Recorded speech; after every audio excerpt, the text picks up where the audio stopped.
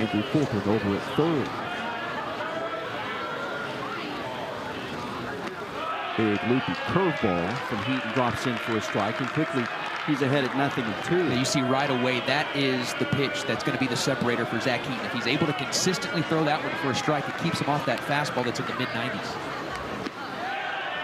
At 92 there off the corner, and it's at 1 ball and 2 strikes. Pineda had a huge day on Friday against East Tennessee State. Bears swept that series. He had four hits in that ball game. His 12th multi-hit game of the year. Watches this fastball sell off the corner. It's at 2-2. He's tried back-to-back fastballs after that big hook. The 0-2 pitch was pretty close. 1-2 wasn't. Got a couple at his disposal here. Let's see what he goes with. Heater at 2-2. Slap foul. Zach Heaton allowed just 1 run his last 6 outings. That's over 11 innings. Talk about the mix. And really, a guy can throw any pitch, any count. Look at his strikeout numbers. 20 strikeouts, 8 have been on the fastball, 7 on the curve, and here comes his 2-2. Yeah, he might tell you that he's got just 4 pitches. Maybe 4.5, because he does have a little bit of an eephus pitch every now and then he can throw. I don't think he's thrown it this year, but a mid-90s fastball, he can have some cut action to it, taking a little bit off the velocity, and the curveball to change as well. Skied to left, Speck's over. The ballpark here plays small. You can see Speck with that wind blowing out tonight. That carries all the way to the 330 mark. In deep left, Pineda allowed out. This is a team that doesn't have a ton of pop. 17 home runs this year for Baylor. Pineda has 2 of them, and it's a deep fly ball out. Yeah, that wind blowing out pretty hard towards center. You'll see it a lot of times towards left, but if that swing is any indication, it's going to be difficult to keep the ball in the ballpark if you're on the mound tonight. Trey Richardson now from the right. 303 average to go along with 3 home runs. Fastball at the top of the zone for a strike.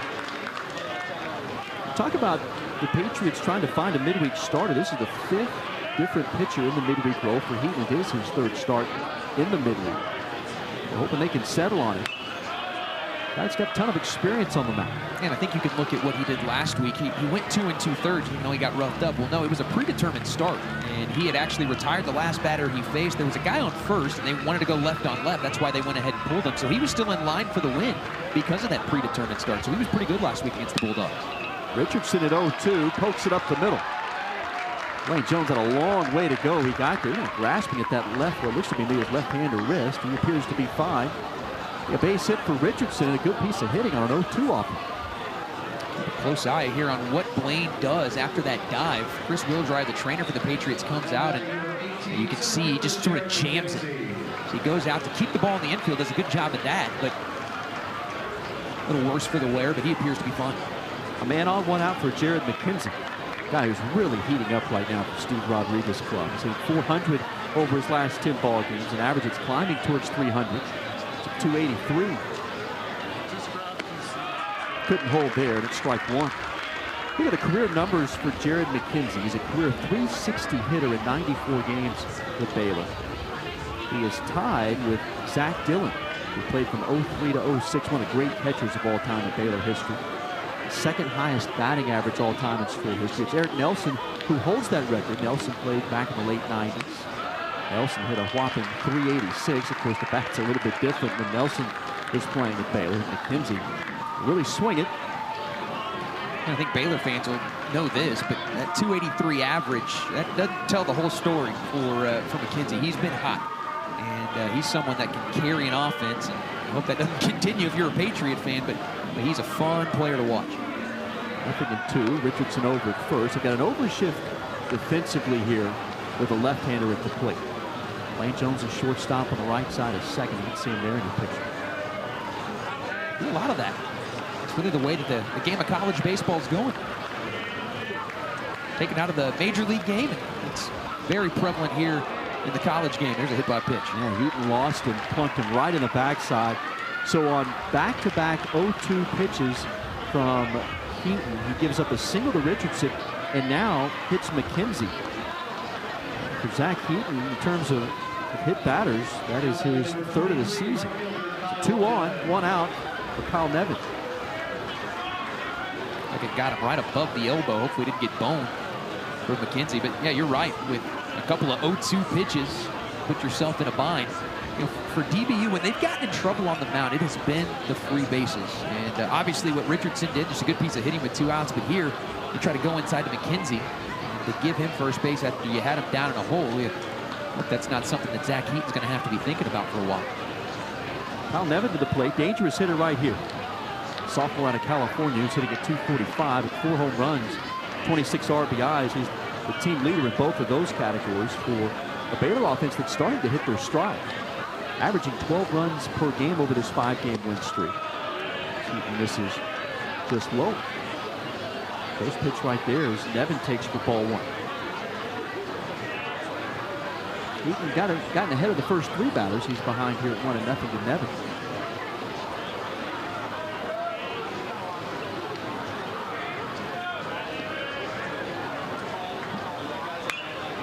Punched it foul, and it's at 1-1. Nevin, 10 RBIs over the last 6 ball games. And look at the average at 245, but much like McKenzie, that average doesn't tell the story. He's hitting 370 over the last 6 ball games. He's 10 for his last 27. The ball, a strike, 1 out. Both these teams turn a ton of double play balls too. Patriots coming in tonight 20th in the nation, having turned 24. There's a back pick over first base. Organ slipping in behind McKenzie, but the throw was late. That's a play that Patriots have been able to pull off with a lot of success. Not so much this year. Last year it happened with regularity. And that's a play Cole Moore can call on his own. He's got a signal back to the defense, and he just sneaks in behind that first base runner. Must be on the scouting report. His teams have been ready for it this year. 1-1. Nevin was late. It's 1-2. All 4 of these hitters, Zach has gotten the 2 strikes. He was able to get that deep fly out of Pineda, but allowed the last 2 to reach.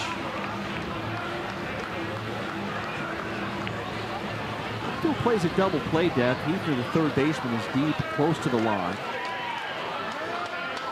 Outfield shades him to go the opposite way. Pretty good chunk of territory in left center here for Nevin.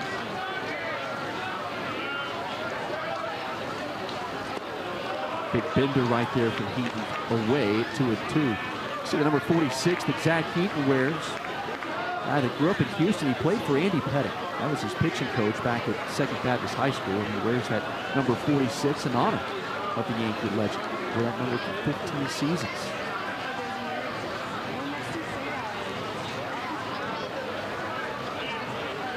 Two. He struck him out. Big curve right there from Heaton. That 12-6 curveball got Nevin out in front, and there's 2 gone. That's the game changer for Zach Heaton. And it's the fact that early on in the ball game, you saw here early on in this inning, you saw him throw that curveball for a strike, and so that's got to be in the back of Nevin's head. So this time when he uncorks it, he ends up bouncing it, and Nevin swings over the top. So that's a good piece of pitching on the mound for Heaton. It's a big second out. First case in Newman. So go from a veteran in Nevin to a youngster in Newman who's a freshman from Tomball, Texas. Guy that broke into the lineup for the Bears back in mid-March. First pitch swung through, 83 on a changeup. It's now 3 different pitches, I believe, that have been thrown for a strike by Zach Heaton. Curve, the fastball, now the change. He'll mix it up, and Bill Heaton loves the fact that he's a pitchability guy. Great competitor, strike thrower. Pitchability with added velocity this year. It's up a tick. That velocity, you talked about in the mid-90s, a guy that when Zach Heaton came to DBU back in 2018 as a freshman, redshirted that year. That fastball velocity, high 80s, low 90s. His development, he's ticked it up. A ball and a strike here to Newman. He's touched 95 this year. Seems to be a little lower on the gun today, about 92, 93 is where he's at.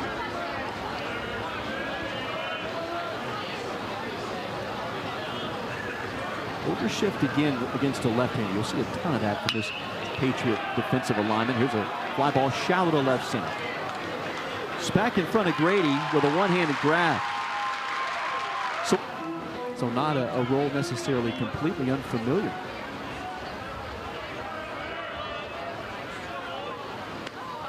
Got Jones to wave and miss at the fastball. Now at 2-2 after falling behind 2-0. He's a guy, though, that's gone long relief several times this year. He's gone 3 innings multiple times. You could look at the changeup there. Someone that is not going to blow you away with the velocity, but if you can change speeds like that, you can have some success. 2-2 pitch, got it on the handle. It'll be a tough play here for the shortstop, Pineda. Long throw across, and Jones is safe. Beat it by maybe a half a step. Charles Bussey, the first base umpire, right on top of it, and already we may have our first review of the night. Always tough to make a proclamation when you see it live speed. You get a little bit of a taste of what it's like to be an umpire, but my gut told me safe right off the bat. And I think replay, at least at first look, would confirm that. I think Blaine would probably tell you he wants that stride going into first base to be a little bit longer. Almost got caught a bit in between, and it nearly cost himself first base if this review does go his way. Pineda had a long way to come and get that. It's a guy in Pineda that had played second base last year. He's moved over to shortstop really in the middle of the season last year. Took over at shortstop, makes a nice play coming in. Good throw. We'll get our look at it here as we slow it down and see if Jones, in fact, does beat it on a bang-bang play. Sees Jones' stride there. It's a half stride. And that's kind of what made this play so close.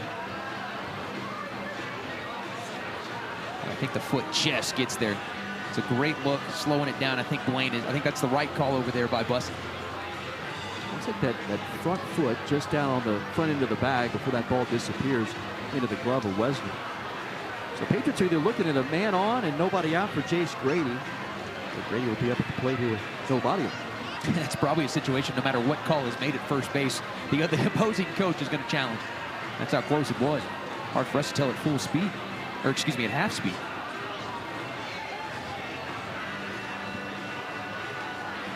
Here they come. Look at our decision from home plate umpire Matthew Martinez quickly.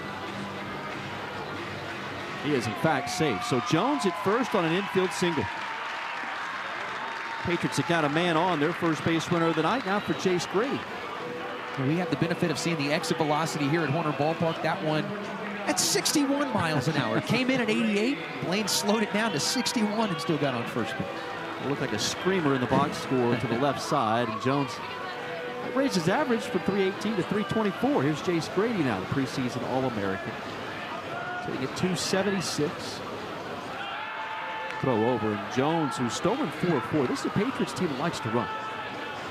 They have stolen 44 of 59, although last weekend they were not on the move. They weren't, and you had Wofford, who was number 2 in the nation in stolen bases. They came in with around 90 on the season. And out of the glove, and Jones kind of popped in between. He'll stay at first. Smart by Jones. If you don't get a great jump on that, you're going to be dead. So you hesitate, might as well stay put. Now, Patriots were expecting a track meet last week. About 130 stolen bases between the two teams. Wofford, I believe, stole 1 or 2. They got 2. I think they left with 91. They came in with 89. It's been an added dimension to this DBU offense. Grady has it go off his front foot. Typically a team that puts up big-time offensive numbers, although those numbers down this year. In fact, way down. They were averaging last year 7.5 runs per game. That was 15th best in all of college baseball. This year they're at 5.5 runs per game for the first half of the season. You take a look at that foul ball off the inseam of Grady's front foot. And it's also a team batting average. It's at 268. The Patriots haven't had a batting average this low in a full season, not counting the short in 2020, going back to the 2014 year. So you feel like that's going to start turning around with Andrew Benefield getting back to form, and Ryan Robleski, who we'll see again tonight. He's back in the starting lineup. Jace Grady still has another level that he can go to, but yeah, 5.5 runs per game. That has not been the case. It's normally guys that do some hammering here at the plate at Horner Ballpark. Dillon's back. Yeah, there's a couple of key cogs from that lineup last year that were gone. Jackson Glenn was the player of the year in the Missouri Valley Conference.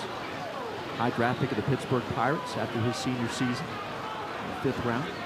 River Town was the leadoff hitter for DBU, drove in 51 runs, was second in average. So they've had to do some maneuvering with this lineup. But you got a veteran in Blaine Jones who's over at first, a preseason All-American in Jace Grady. Grady, the average right now at 276. Really probably doesn't tell the story. He can get scalding high. He's been very streaky this year. That average has fluctuated. At times it's been upwards of 320. Now at 2-1. And you talk about those guys leaving. You also had 3 seniors: Christian Bolware, Andres Sosa, Austin Beller gone. And that's one thing that you'll notice at times from this Patriot offense. It's a lot of freshmen start. Today it's only 1, but on Sunday they had 3 true freshmen in the lineup. Nate Humphreys joined Luke Kiefner along with Jackson Holder, so 2 freshmen were in the outfield. Brady lifts it, shallow in the center. And McKenzie puts it away, and there's one out here in the Patriot first. Now Andrew Benefield. Now Benefield is probably the hottest hitter in this Patriot lineup. He is hitting .352 since March 6th.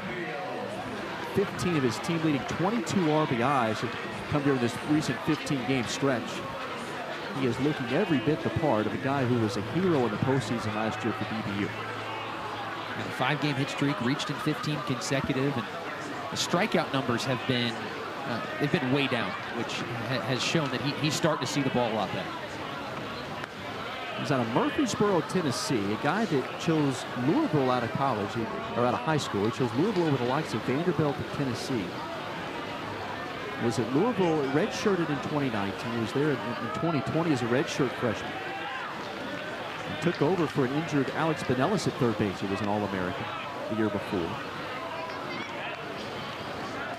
He was a starter in 6 games before the season was canceled. Transferred to DBU last year. Boy, he come on in a big way. Had a really hot start, then kind of went to the doldrums a little bit. But as you got towards the end of the season, and then obviously the postseason, it was as hot as they got. If you kept up with the postseason run last year for DBU, Benefield was really a sensation across the country, internet sensation, you could say, with a Grand Slam home run that he had against Oregon State, the Fort Worth Regional Championship game in the 7th inning. It essentially sent DBU on to a super regional. And the home run itself was big. I think it ended up going viral because of the reaction of the home plate umpire telling him to get around the bases, as he was rightfully so admiring it. That helped that thing go viral. But he not only there, but he's had some big moment in the super regional. In fact, he had a home run that won the game in game 1 of the super against Virginia. Benefield watches a strike on the corner now at 2-2. Benefield's been an interesting figure in the Patriot lineup this year, just in terms of where Dan Heathman is positioned. He was the everyday third baseman last year, began the season on the hot corner. He's had some struggles at third, moved to the outfield for the first time in his career. He actually played some there during the summer. He was up at the Cape Cod League. He's been regularly in left field. Tonight he's the DH. The 2-2, he rung him up. Good looking pitch right there from Volker on the inside corner. But Volker did a really good job of going to both sides of the plate there. This strike 2 call was on the outside corner, so Benny's probably thinking, all right, maybe he's going to try and go back out there again, and then Volker ends up coming in, and Benny thought it was inside. That one caught just the inside part of the plate. That's good pitching there, and it's a guy knowing who he is in Volker. Brings Cole Moore to the plate, cleanup hitter for the Patriots. So DBU got the leadoff man on, infield single by Blaine Jones. Volker's retired the next 2, and Grady and Benefield, and now another throw over. Volker is coming off an outing against Oklahoma March 26th. Last time he was out on the mound, he gave up 4 runs in 2/3 of an inning. Trying to bounce back and maybe solidify himself in a Baylor squad, looking to find an answer in the midweek role, much like this Patriot club. First pitch inside to Cole Moore. And really, you think about either one of these teams that has aspirations. They both do have aspirations of making a run, not just in conference tournaments, but beyond. You're going to need more than just your weekend starters if you're going to go ultimately where you want to go. Now at 2-0 to Cole. Moore's reached safely in 14 straight. In fact, he's reached safely in every game this year except for 1. Out of Georgetown, Texas, 6'2", 211-pound juniors. The everyday first baseman since he stepped foot on campus last year. Volker's 2-0. There's a strike right to the heart. Cole Moore came to DBU out of McLennan College. He had a chance to play for a long-time assistant at Baylor, Mitch Thompson, and the head coach there at MCC. 7 straight postseason appearances last year for Thompson. It was capped off with a Junior College World Series title. Moore played with him for 2 seasons at MCC before transferring to DBU last year. It feels like everybody there, everywhere you go, there is a transfer from McLennan on the team. Patriots have 3 of them. And it's an elite junior college program. It all starts at the top with Mitch Thompson, a guy who's been an assistant at Baylor for 18 seasons before taking that job at McLean. Now there's 3 Patriots. Cole Moore, you'll see Miguel Santos, the second baseman in this Patriot lineup, also a transfer from MCC. And Brady Rhodes, who has become a terrific lefty out of the bullpen. There's another throw over. Jones scampers back.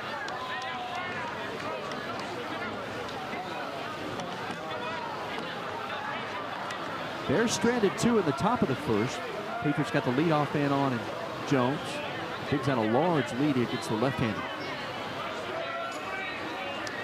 3-1 pitch. That hit him. So both Zach Heaton and Matt Volker each hit a batter. That came in at 87 on Cole Moore. And now it sets the stage for Ryan Robleski. Now right there between the numbers for Cole Moore, obviously would have been ball 4, so kind of not as egregious as the 0-2 or the 1-2 hit by pitch from Zach Heaton in the top of the first. But Robo, since he's come into the lineup, all he's done is hit. 5-game hit streak since he's been in that starting lineup. He's got a big spot early on. Yeah, a guy that had torn his UCL in his left thumb, sliding into second base just before the season began. In spring practice, and essentially missed the first half, almost the first half of the year. Returned a couple of weeks ago against Maryland. He has been a shot in the arm for this Patriot lineup, batting at .381. He's ahead here at 1-0. It's almost like you forget that Benefield had all those big swings in the regional, but that man right there, he was the Fort Worth regional MVP. Now Robleski at .455 at Fort Worth last year in the tournament. A couple of home runs, 4 RBIs, and made some sensational plays in the outfield.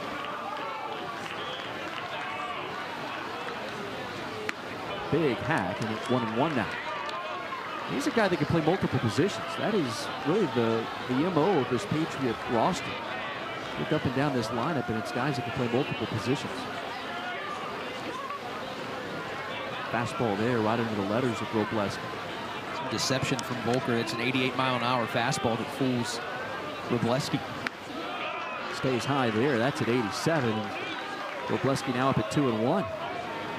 Bears do already have that bullpen moving a little bit.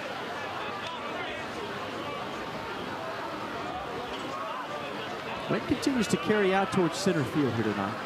A warm evening. It's Cole Stacio who is getting loose. See the wristband system that Volker uses on the mound. 2-1 chop foul, now at 2-2. See a number of teams that go to that. DBU had gone to that last year. They're utilizing a system now this season, the CB radio. Micah Posey, pitching coach for DBU, will call that in. Tonight, the Nate Rombach behind home plate, who has that earpiece in his mouth. Feels like it's sped up the game quite a bit. It's one of the reasons the Patriots went away from. They could never get comfortable with the wristband. And it looked like for Volker, he only went to him when there's a runner at second base. He doesn't start with that wristband on. Now at 3 balls and 2 strikes to Robleski. This will be pitch number 25 of the first inning for Volker. 5th hitter that he's faced. Give up an infield single to Jones to start the inning. Retired the next 2 batters, then hit Cole Moore on a 3-1 pitch. So teetering a bit here in the bottom of the first. Teetering without being hit hard. Patriots haven't squared up a baseball yet.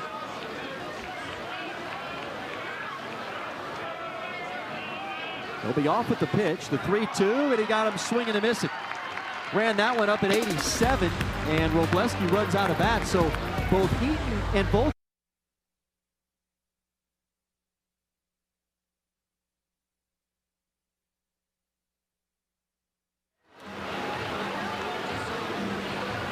Terrific night for college baseball. DBU and Baylor, the only time these 2 teams meet here in 2022. And we're scoreless as we head into second. Both Zach Heaton and Matt Volker running into trouble in the first, but both getting up out of it unscathed. They're both able to pitch around, getting runners on base, first and second for both of them. Zach Heaton got out with a fly out to left, and for Volker, a couple of strikeouts. He got Andrew Benefield looking, got Ryan Robleski on that elevated fastball. Thought of a solid crowd here at Horner Ballpark. It is filled in nicely tonight. Couldn't ask for a better evening. Temperatures high 80s. Ballpark celebrating its 10th season of baseball. As Chase Wesner steps in here from the right. Wesner, a .280 hitter. He's the team leader in RBIs with 26. Heaton's first pitch of the second. Big bender for strike one. Wesner is another one of these California natives. You talk about this roster for Baylor. Steve Rodriguez has got his recruiting footprint all over the West Coast. Rodriguez, longtime coach at Pepperdine. Still recruits that California region very well, and Wesner's out of San Diego. He's quickly down 0-2 after a couple of big curveballs from Heat.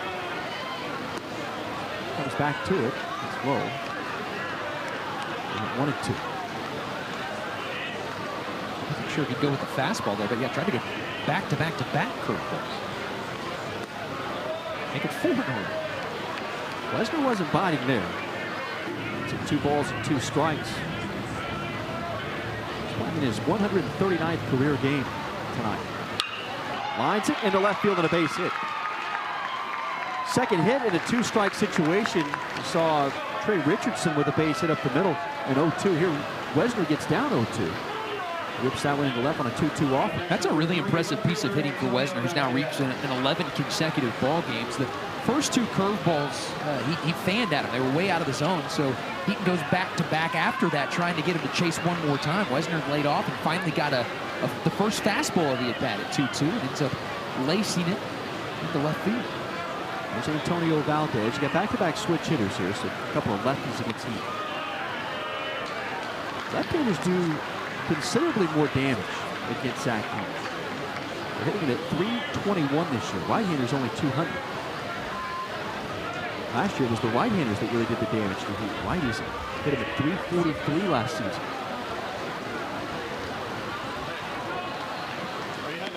Misses away. It's 1-1. Valdez had a big hit on Sunday. A pinch hit RBI triple in the 8th inning against East Tennessee State. Steve Rodriguez hoping to carry that hot hand into the lineup tonight.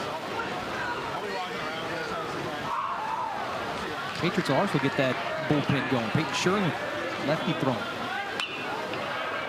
Out 1-2 to Valdez, who's making just his 11th start of the year. Transfer, in fact, this is his 3rd stop in his college career. It started back in 2019. Incarnate Word, he was a freshman All-American that year. He transferred to San Jacinto College and on to Baylor. A ball, 2 strikes, runner at first. Beaten back over, not in time. Wesner's not attempted a stolen base this year. Think about with Zach Heaton, and probably even the same for Matt Volker. 3 innings might be about as long as either one of these starters are going to go. Not a surprise to see the bullpens going early. He got him swinging and missing. 91 on the gun. Heaton runs it upstairs. It's his first punch out tonight on the fastball. His other one was on the curve. He just climbed the ladder there and ends up right around the letters. A little bit of run on it, away from the left-handed hitter.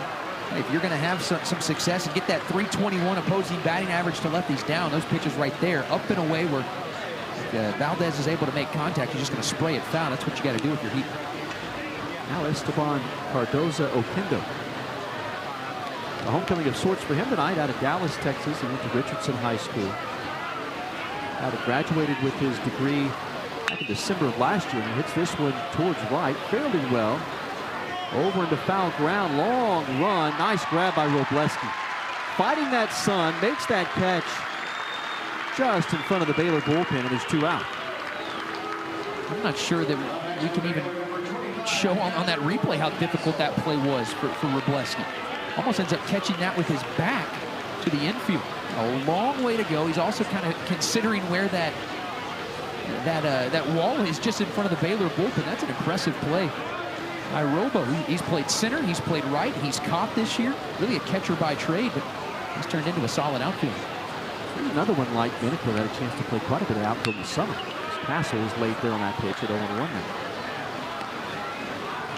He saw, unlike Benefield, saw a lot of time there last year.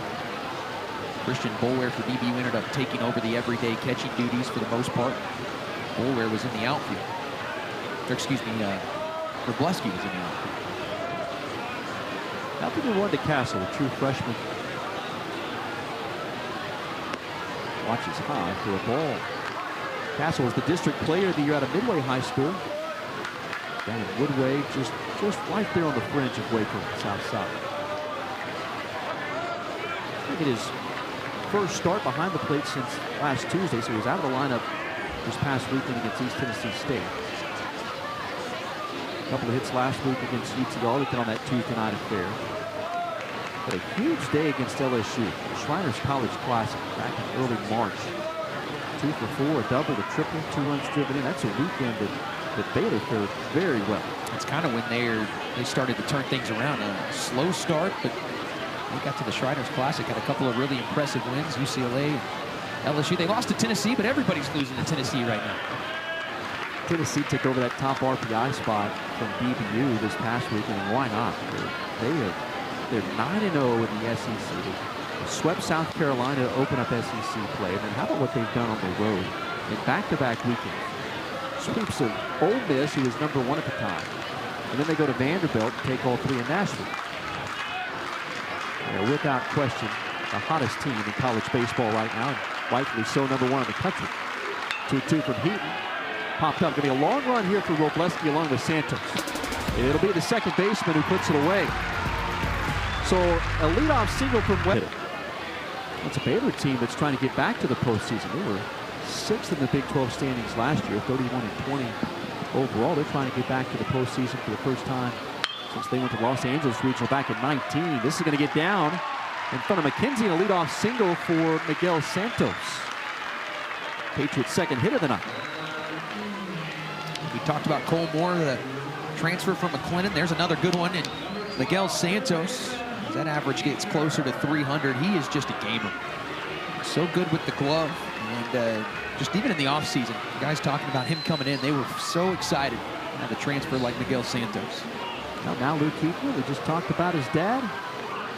This is his oldest of 5 sons. A young freshman steps to the plate.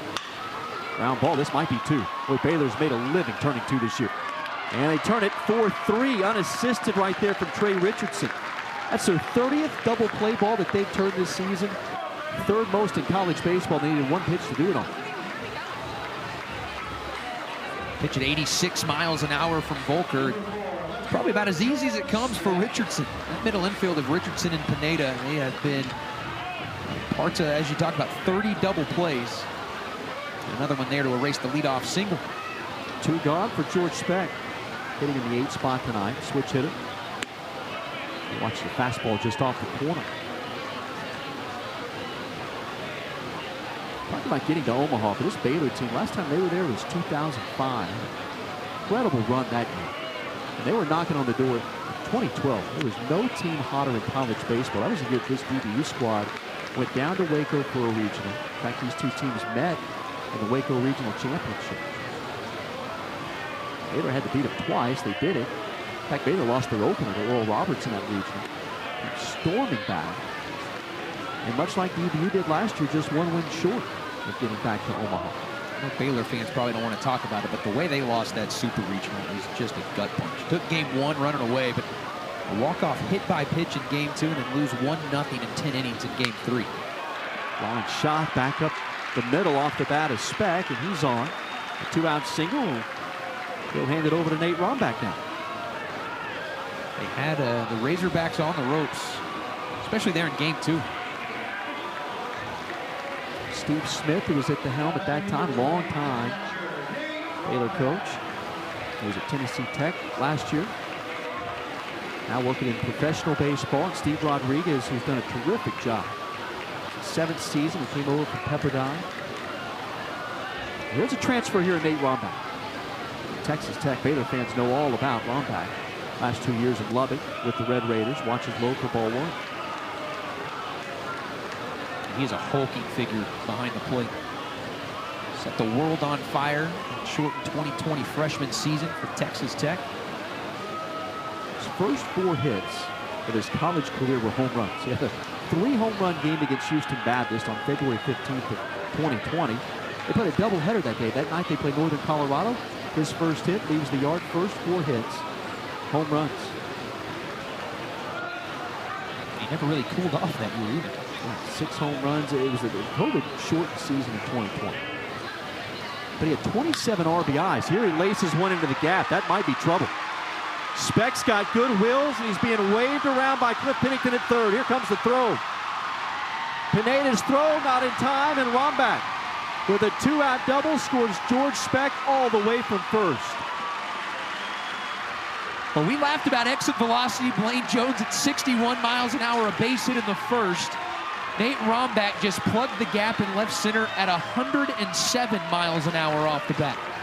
And with George's speed, that's actually a really good relay to get it and make it somewhat close. But there was no doubt once that ball got to the wall, George was going to score.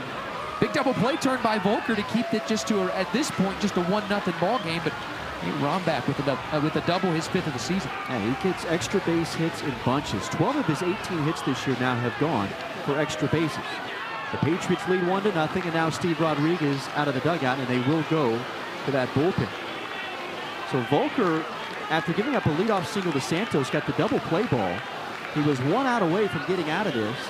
A single from Speck, a double from Rombach, and that will be it for Matt Volker. So the senior out of California makes his way to the dugout. We'll give you the numbers on Volker when we come back. The right-hander coming in. It's 1-0 Patriots on top in the bottom of the second.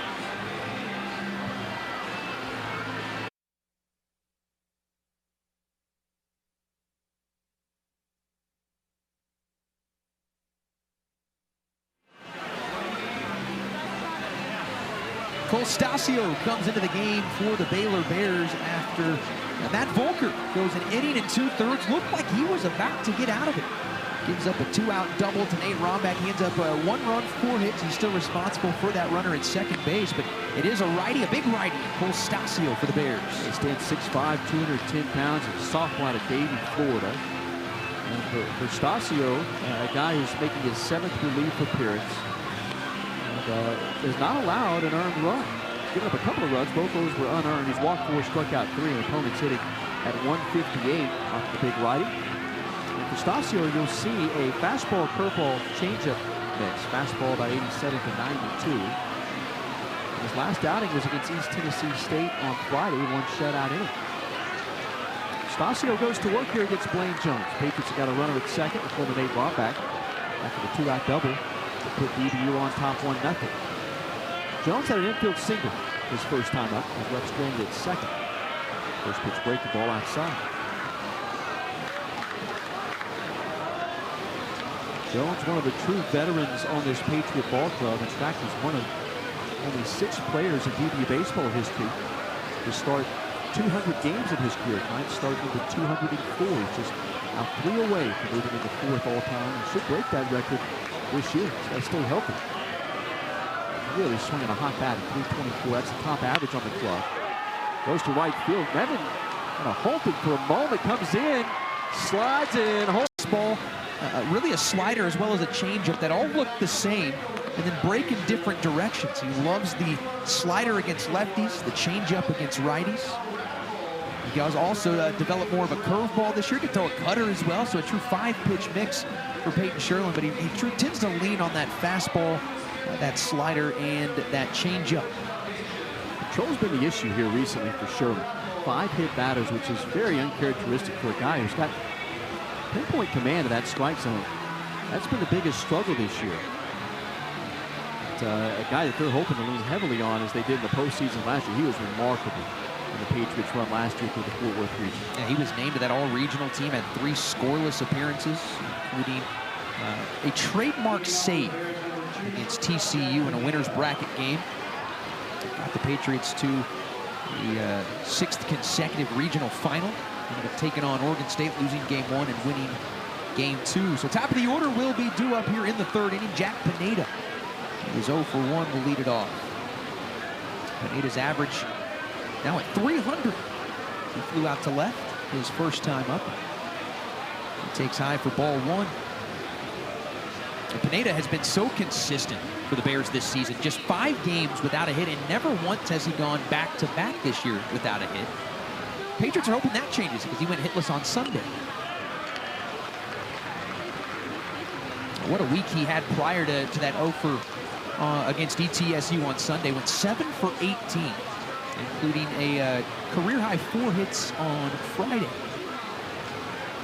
A double, a home run, 6 RBIs in the 4 games last week. There's that off speed at 80 for Peyton Shirley. You can throw that pitch right there. He's going to be very successful. That changeup that looks like the fastball coming out of hand. All starts with the hand speed right there from Shirley. This is generally where he likes to go with the slider. He tried it. Actually, may have been more of the changeup there that he just spiked.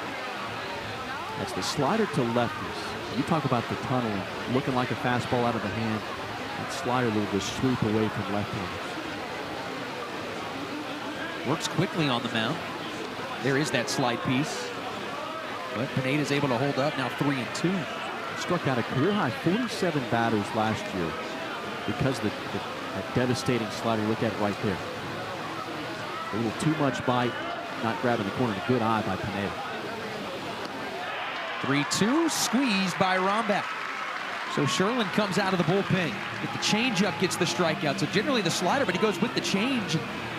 Gets Pineda way out in front for the first out. And that's not necessarily the out pitch against the left, but when you can throw that for a strike like he did right there, wasn't able to find the slider, maybe didn't have a good feel for it. Does have a good feel, at least right now, for that first batter, so let's go with the changeup, and he got it. Really similar from Matt Volker, where the velo's not going to blow you away. It's just a pitchability gun. You'll have to figure that out against Trey Richardson, who is swinging a hot bat for the Baylor Bears. He's from the Houston area, graduated from Kingwood High School. He's ahead at 2-0 after a 0-2 base hit back in the first inning. Just kind of flung the bat out there against Zach Heat. He was able to be the first man to reach against Heat. They've got a dynamic duo up the middle, and 1-2 in the lineup. And Pineda at short and Richardson at second. This is a guy right here, Richardson, that Steve Rodriguez says he's the most improved player that they had from last fall. He's now ahead at 3 balls and no strikes. Well, I mean, he was pretty good last year. Big 12 honorable mention. Didn't play a ton in 2020. Had 28 at-bats in that shortened year. Was 5 for 28. And now he's plunked. That's been the problem right there for Shirley. 6 hit batters. And they'll keep a tight leash. Where he's lacked control this year through the first half of the season, that might get that bullpen up and motive. And it's so strange, too, as you talked about. Throughout his entire career, that just had not been an issue for Peyton.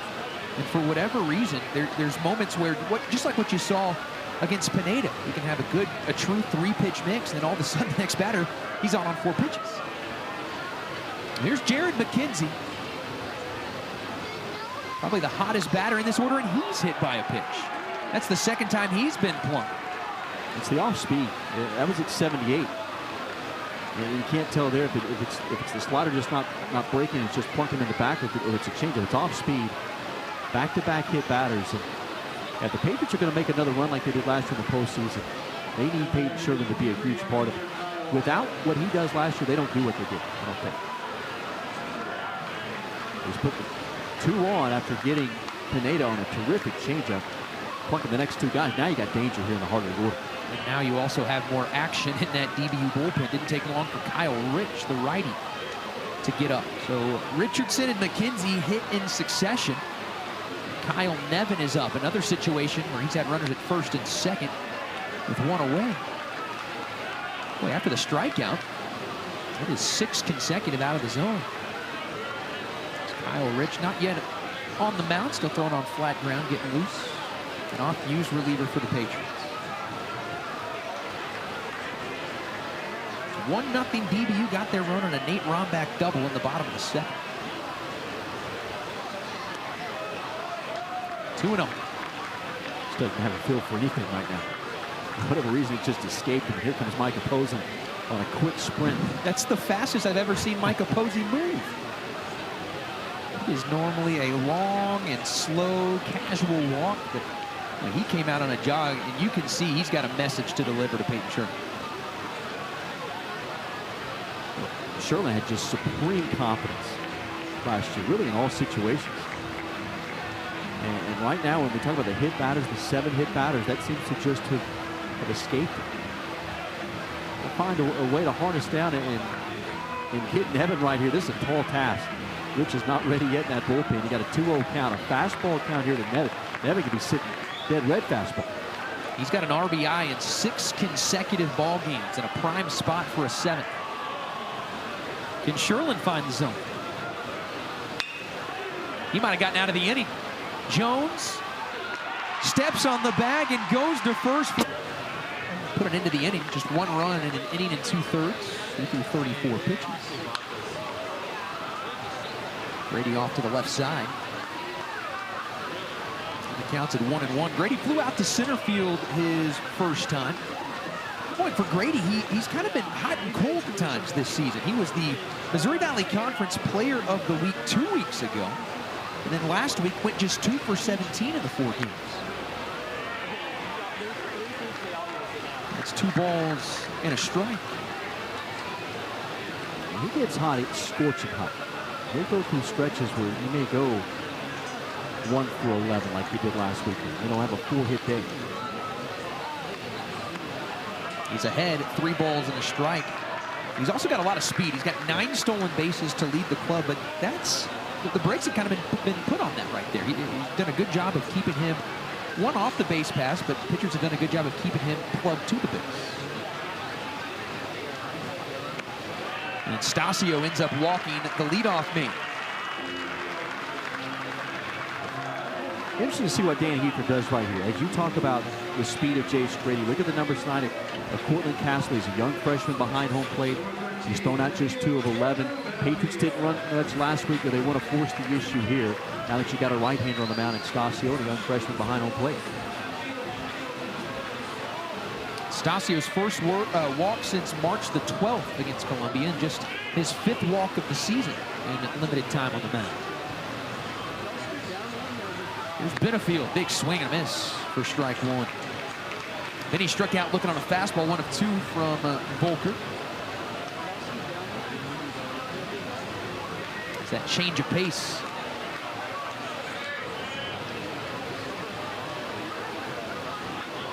Benefield, not only is the average on the way up, his average was at 111 a month ago. The RBI numbers are up. There goes the runner. Safe is the call at second base. Not a bad throw from Castle, but that short hop ends up bringing the glove of Richardson up, and Grady just sneaks in underneath it. Oh, they picked a good pitch to run on, too. See the break right there. Just slight rate. Cortland Castle was a good throw. 1 hop, nice pick by Richardson, but the tag just late.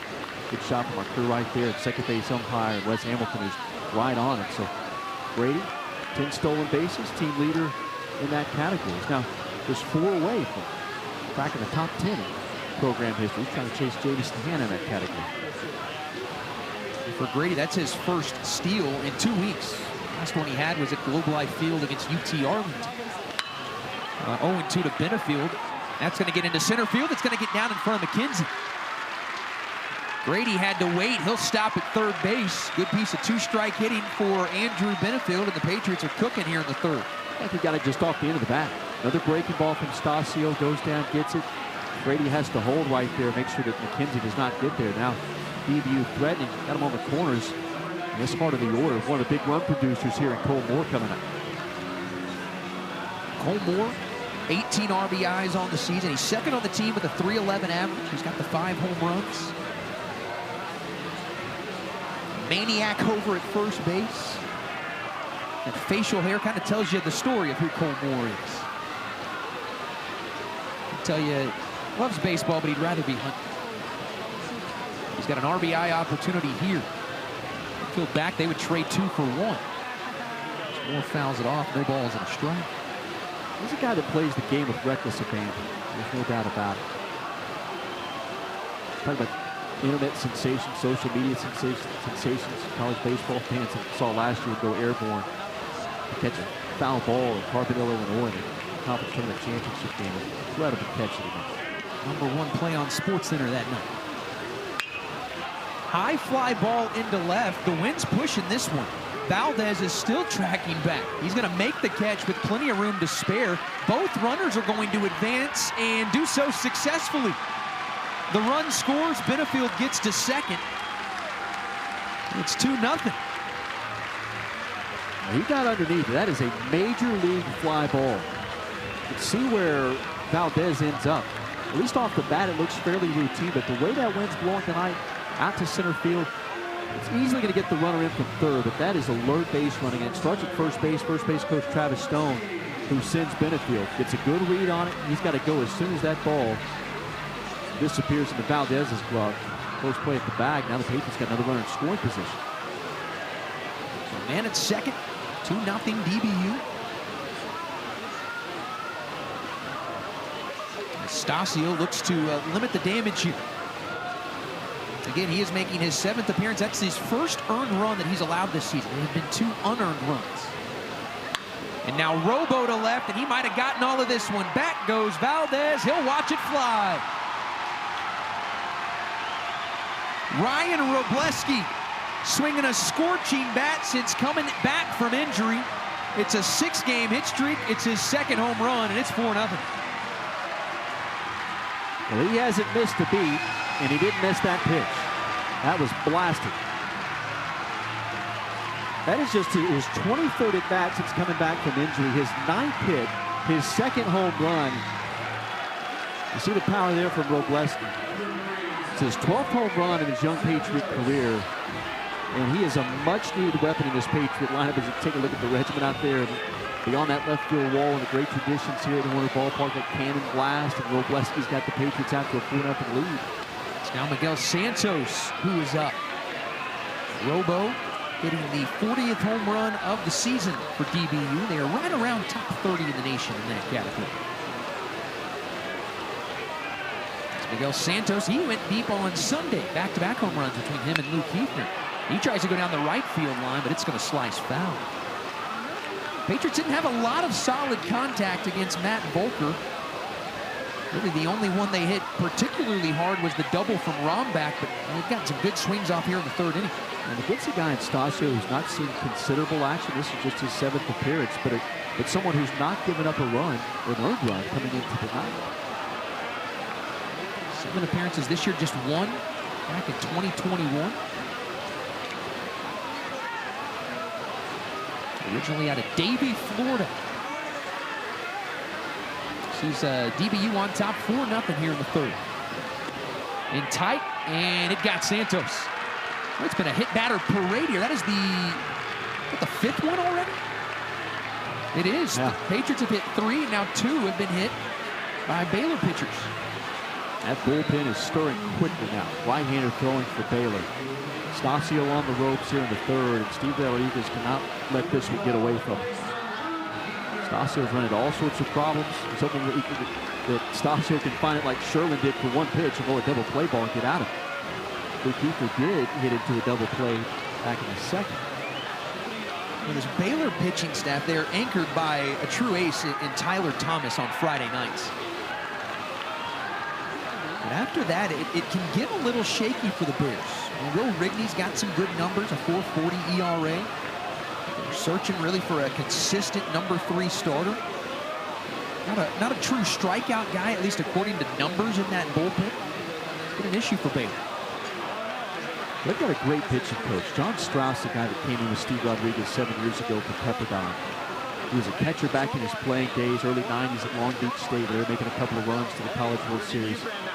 His staff last year, 2nd best in ERA in the Big 12. And it seems like year in, year out, Baylor's got some big-time arms. They're about in the middle of the pack right now, 4th in the Big 12 in ERA. There's a 9-team league. They've had to deal with some injuries. But a tough, I think, much like DBU, trying to find a guy that's solidifying that midweek role. Tonight's more of a bullpen-type night. Stasio's been on the ropes here in the 3rd. He's got Luke Hefner here, who hit to a double play his last time up. Checking on Santos, who's got 6 stolen bases.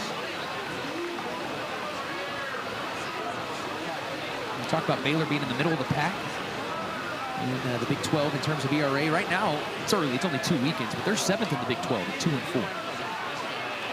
Looking up at Oklahoma, Texas, West Virginia, Texas Tech, TCU, as well as Oklahoma State. Well, we talked about DBU, #1 strength of schedule in the country.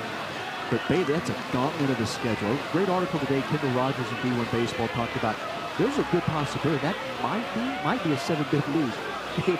if it all shakes out. Baylor's got a great RPI, top 50 at 37. Strength of schedule is at 9. Yeah.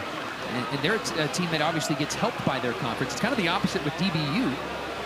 They kind of build that resume early on, a lot of tough non-conference opponents, and that RPI is going to take a little bit of a hit as they get into conference play. Not the case for Baylor.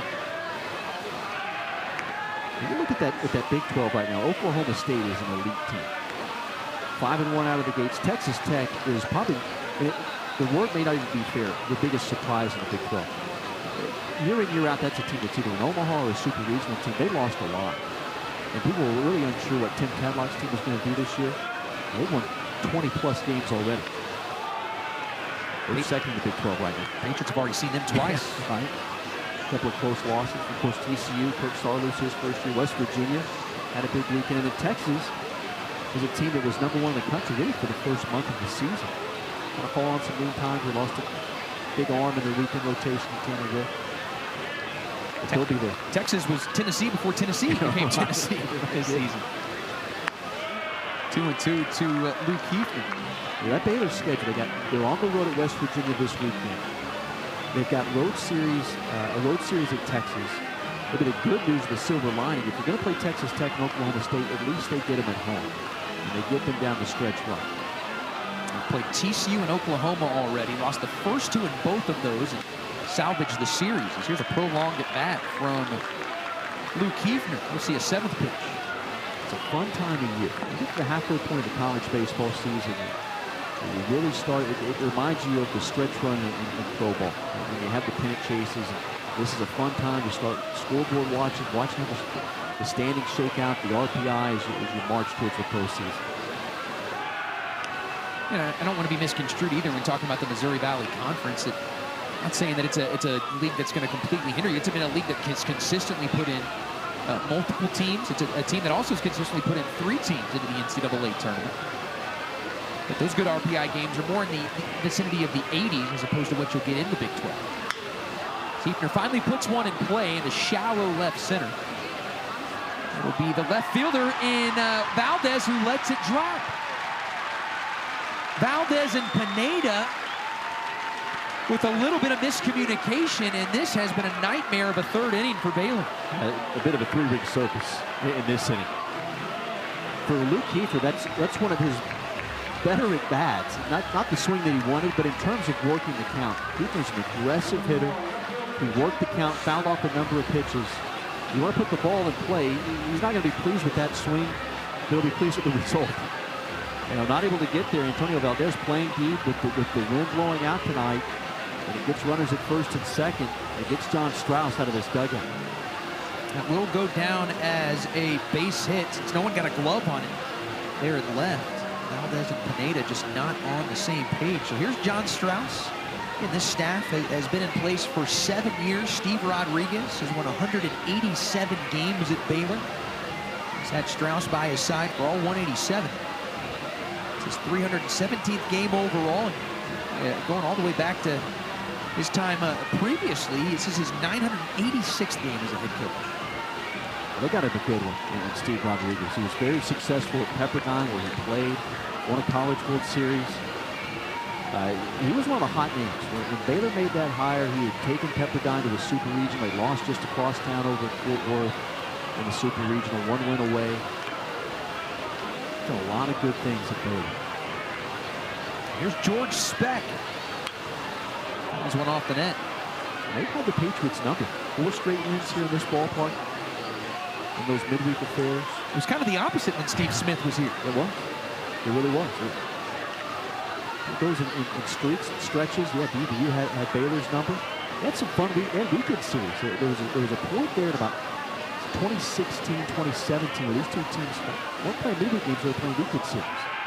Back pick to second and into center field.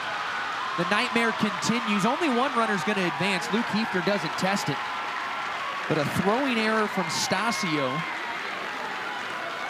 moves Miguel Santos over to 3rd. You wonder with Strauss in that visit just a moment ago, you could tell his conversation was more of a pep talk. I think they want to see something from Stasio here. What's he made of? good idea with the inside move to second base, but he's got to make a better throw, obviously. That sells wide. Put that on the bag, it's going to be close. It sells glove side on it. If you've watched DBU baseball, you know early in the year that back pick to second's been an issue. 6 different times that's happened, but they've been able to figure that out recently. Is Speck to center, way back, given up on, it's McKenzie. 3-run blast for George Speck, the team leader with 7. And his Patriot teammates have put 7 on the board. Well, what a response here in the third. It started with Ryan Robleski's home run on the first pitch he saw. A hit batter, the bloop single, and now Speck puts a charge into this one. That is a mammoth blast. Look at that celebration, that Patriot dugout right there. A team that year in, year out is one of the top power hitting teams in college baseball. This is a guy in George Speck that has really burst onto the scene. We'll try to tame this Patriot offense. Looking for a breakout type of night. This is the biggest offensive half inning for the Patriots this season. They had a 5-run inning against Wofford this weekend. It's a 6-run frame right now in the third. As Rombach swings and fouls it off. Garcia, sophomore. He's a California native, La Mirada, California.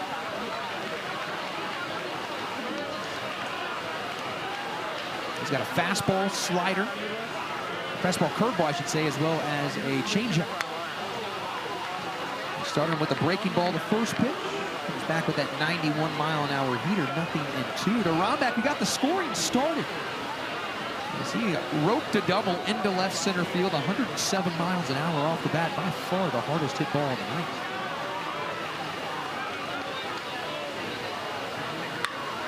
And he goes to left field here, hit pretty well, but Valdez is camped out underneath it, makes the catch. So Rombach is retired, and there's 2 away. The 9th man to hit in the inning will be Blaine Jones. We talked earlier about this Patriot lineup trying to find their way, averaging only 5.5 runs per game. They've scored 7 tonight. In their first 27 games, only 9 times have they scored 7 runs. So they've exploded here in the third. Blaine, 1 for 2 today with an infield single back in the first. He's facing Garcia on the mound. He's at his 3rd different stop in his college career. A couple of seasons at UC Irvine. He transferred to Cypress College before making his way to Waco. He's got Blaine down. I say down, actually even here at 1 ball and 1 strike.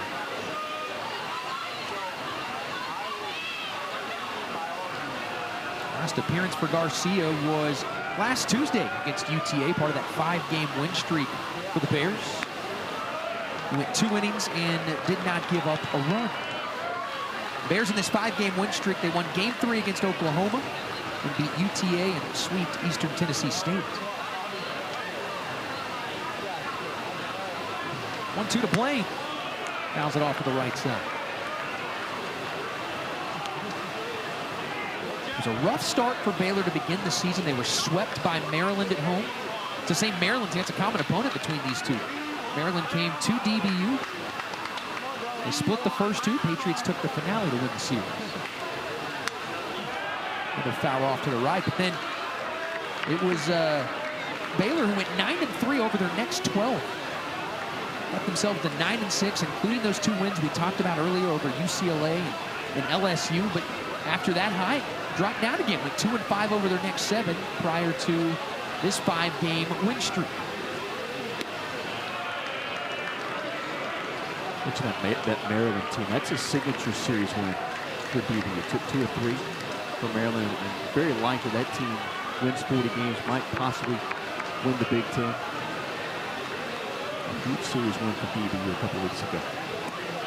3-2.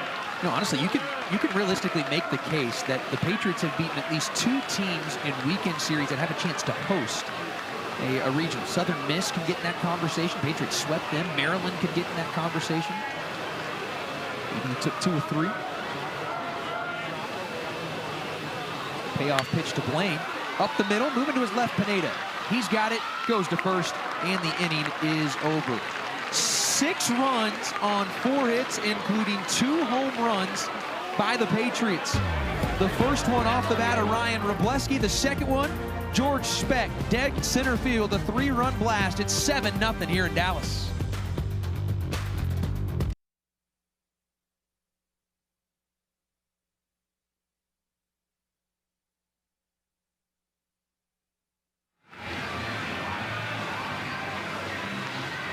It's a beautiful night here on the campus of Dallas Baptist University. Temperatures got up into the low 90s today.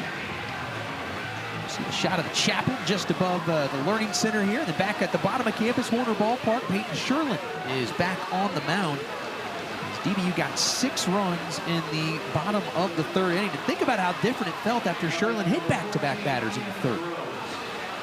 He got a check swing, double play after a mound visit from Micah Posey. And by the time he's back on the mound, he's got a 7-run cushion. Ian Groves will come in as the pinch hitter.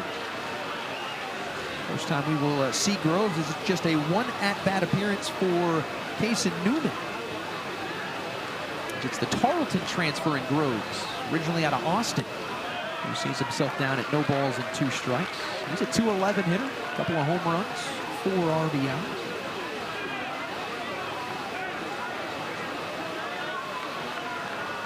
Did not make his first appearance until a few weeks ago against TCU. Way off of that pitch low. 5'11", 202 pounds. Played 1 game last weekend, went 1 for 2 with a home run. 3 RBIs, a 3-run home run in game 2 of that series against Eastern Tennessee. And he swings and misses here. There's that changeup. It goes away from righties. That's true to the scouting report for Peyton Sherlin, his second punch-out. Great response by Sherlin. Gets a 7 spot. How does he come out and throw here in the 4th inning? It's very important for Dan Heifer and Micah Posey to see. Can he take the mound with some confidence right here? Got a double play ball to get out of the 3rd. That's a great sign right there with the changeup to the right.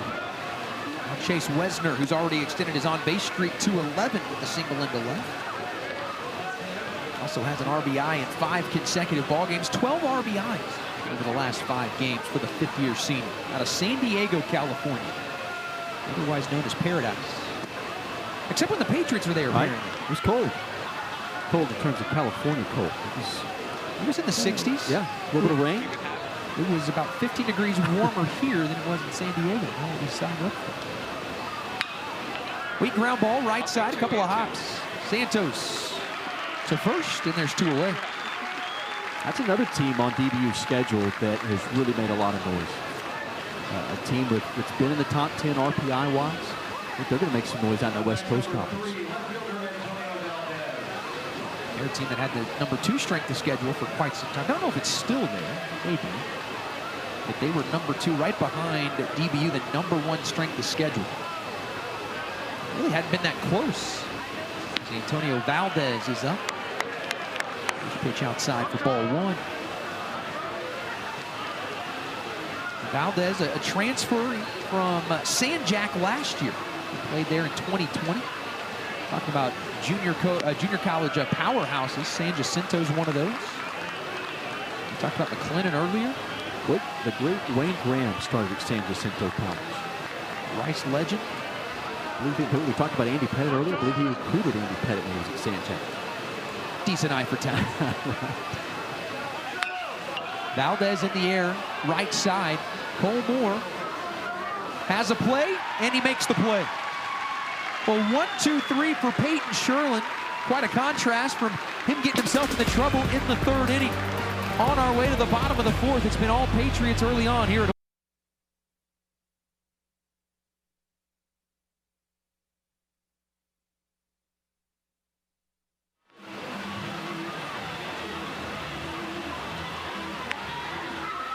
everybody getting involved in the long ball act, including some youngsters from the stands.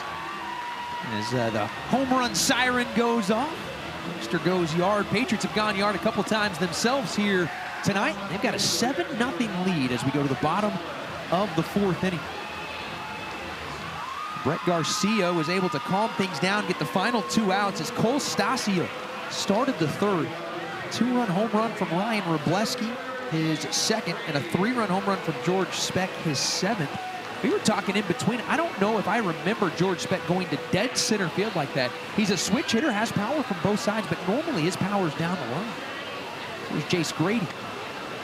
It's typically been pull side power for George. So left side, he's going to hit that ball down the right field line, vice versa. Tremendous power. That's the part of the game that Dan Heaton will tell you, and George will tell you too, that he was challenged. Grady goes here to shallow left center. It's been an adventure at times in the outfield. Valdez makes this one for the first out of the inning. It's a team that really prides itself on their strength and their strength and conditioning program. And George Speck was challenged in the summer. Dan Heaton told him the biggest area that you can improve is to get stronger. George took that to heart. 7 home runs to lead the team. It's been incredible to watch what he's been able to do in terms of the power numbers. He looks different when he got back on campus after the summer. He breaks a 3-way tie for first place on this Patriot team in home runs. As Nate Rombach and Blaine Jones have 6. Now they're both looking up at George Speck. And we'll watch Andrew Benefield, who's 1 for 2. A 2-strike base hit into center field back in the 3rd.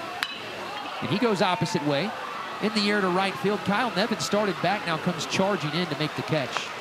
And there's 2 down. The park may be playing a little bit differently now than it was at first pitch. Those flags were blowing pretty steady out towards center field. They're starting to slowly calm down to maybe just being completely stagnant. There's 2 down, and that will bring up Cole Moore. Those temperatures cool off just a touch. Then dies down. It heats up here and the wind's blowing out. Balls will fly out of this park. Not quite as much as they used to. And is it really the structure that we're sitting in now? That was built in 2013. We've got the press box and the suites that end up blocking a lot of that jet stream. When this wasn't here, and it was just the bleacher seats. You get a ball up, and it was going to go a long, long way.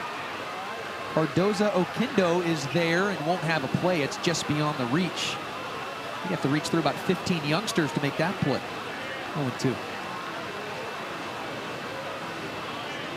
That prevailing wind, typically though out of the southeast, it'll blow to the left, but you're right, it does play different. The park's come a long way from where it was at the end of the 2012 season. Built in 2013, it's become one of the gems of college baseball. D1 baseball ranked at a top 25 facility. That was a few years ago before the video board was built. Bouncer up the middle. Play is made on the second base side of the back by part of the country. That these teams like DBU and Baylor obviously they know where to go. Talking about San Jacinto. Grayson College is another one that DBU's gotten some great players from. At the Division I level, kind of ran through the teams in the Big 12, how solid college baseball is in the Lone Star State. Yeah, you're right.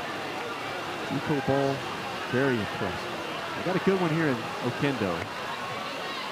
Now 2-2. Both these teams have their fair share of D1 transfers. You see one in the background there, Nate Rombach out of Texas Tech. DBU's Friday night guy came from TCU. One of their best relievers came from Southern Illinois and Bubba Hall.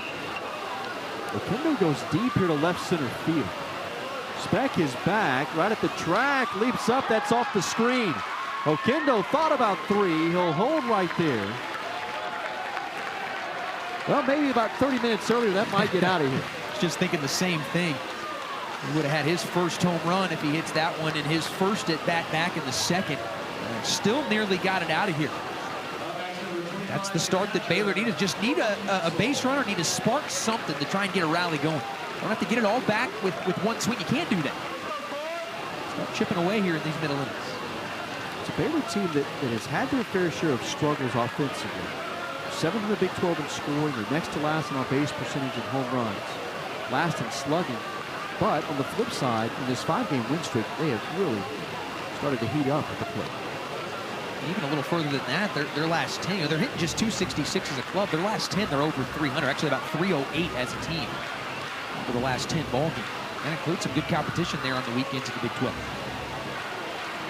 Portland Castle at the plate. Baylor trying to spark this comeback after leadoff double from Esteban Cardoza Oquendo. It's his 6th double of the year. That was behind him. Well, it wouldn't even close. Maybe it did. They took a piece out of Portland Castle. They get the first. That will push Oquendo back to 2nd. He had taken off the 3rd. And behind now, all of a sudden, Sherlin teetering a bit here in the 5th. Gets that bullpen back up with Kyle Rich throwing. The Patriots had only their season high in hit batters. Actually, I had the wrong side pulled up. Their season high in hit batters was 3. That was against Louisiana Tech last Tuesday. They have struggled with the command here today, and they have now hit 4 batters. Peyton Sherlin's hit 3 of them. Back around to the top of the order. 3rd time through, Jack Pineda, junior out of Albuquerque, steps to the plate. 1st and 2nd. That nearly hit him. Came in tight. Talk about junior college programs, and how about where Pineda comes from, out of the College of Southern Nevada, and that's a place where Bryce Harper, last year's National League MVP, 1st overall pick in 2010, came out of. Harper did not play his senior year of high school baseball. Went to the College of Southern Nevada. That's the biggest thing you'll find from that program. They really put that program on the map. That's where Pineda started. Was there for 2 seasons and arrived at Baylor last year. Big 12 honorable mention in his 1st year. Got a good one up in the 2-0. Sherlin fires a dart there at 88. He's hoping for another double play ball. Patriots have rolled 25 this season. Quite as many as Baylor. Baylor got their 30th of the season, third most in college baseball.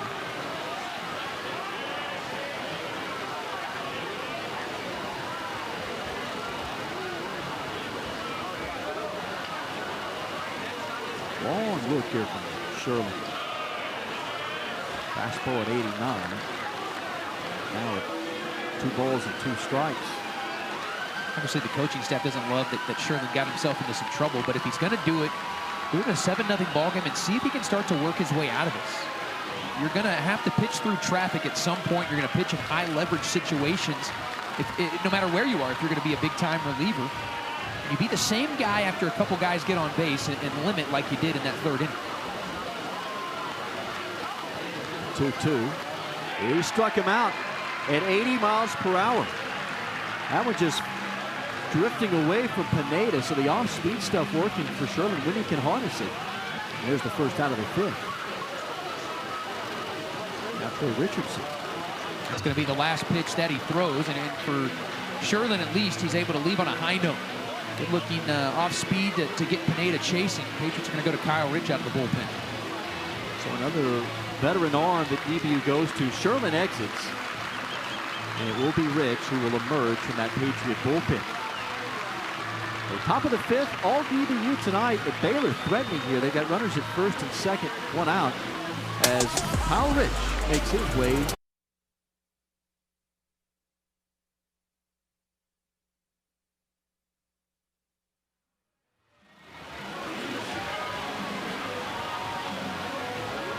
Kyle Rich takes over on the mound for Peyton Sherlin, who goes 2 innings of relief of starter Zach Heaton. Sherlin responsible for those runners at 1st and 2nd. He does finish with a couple of strikeouts. And Kyle Rich takes over, the most used relievers out of the pen for the Patriots. Kyle Rich is a 6'2", 197-pound redshirt sophomore. This is his 28th career outing. And for Kyle Rich this year, he leads the staff in appearances. This is his 13th on the hill. 12th in relief. He did make 1 midweek start against Texas Tech. 19 in the 3rd innings. He was a walk 5, struck out 9. Opponents hitting at 291 off of Rich. Keller, Texas native. And he will see Trey Richardson, the number 2 hitter in this Baylor lineup. The DBU on top by a score of 7-0. Top of the 5th. Bears threatening. They got runners at 1st and 2nd. Esteban Cardoza Oquendo doubled, lead off the 5th. And then Castle in the number 9 spot was hit by a pitch. So Baylor's got one of the best threats of the night. The 3rd time that they've had runners at 1st and 2nd as Trey Richardson steps to the plate. Singled in the 1st, was hit by a pitch in the 3rd. He was hit on a 3-0 offering from Sherlin. Rich's first pitch.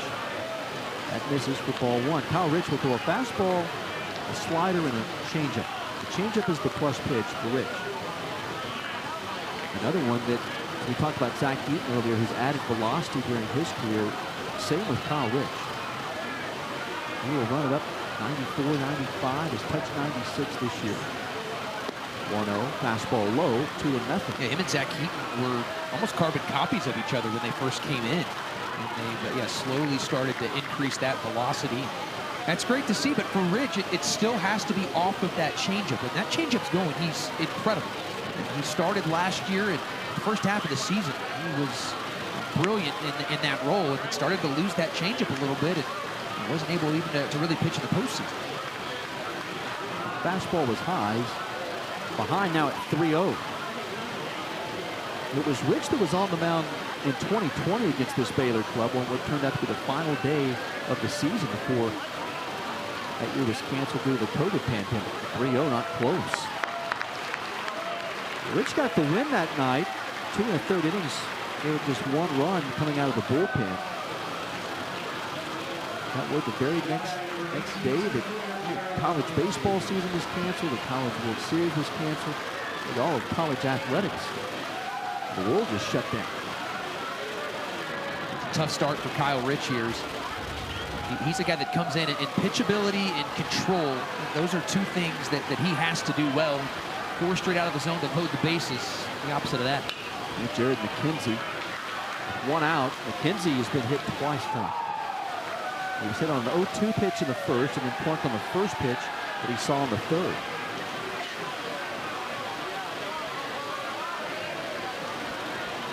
He was an All-American and first-team All-Big 12 last year. Second in the conference with a .383 batting average. This year, that average at .283 as he swings and misses that one. So that average down 100 points from where it was last year.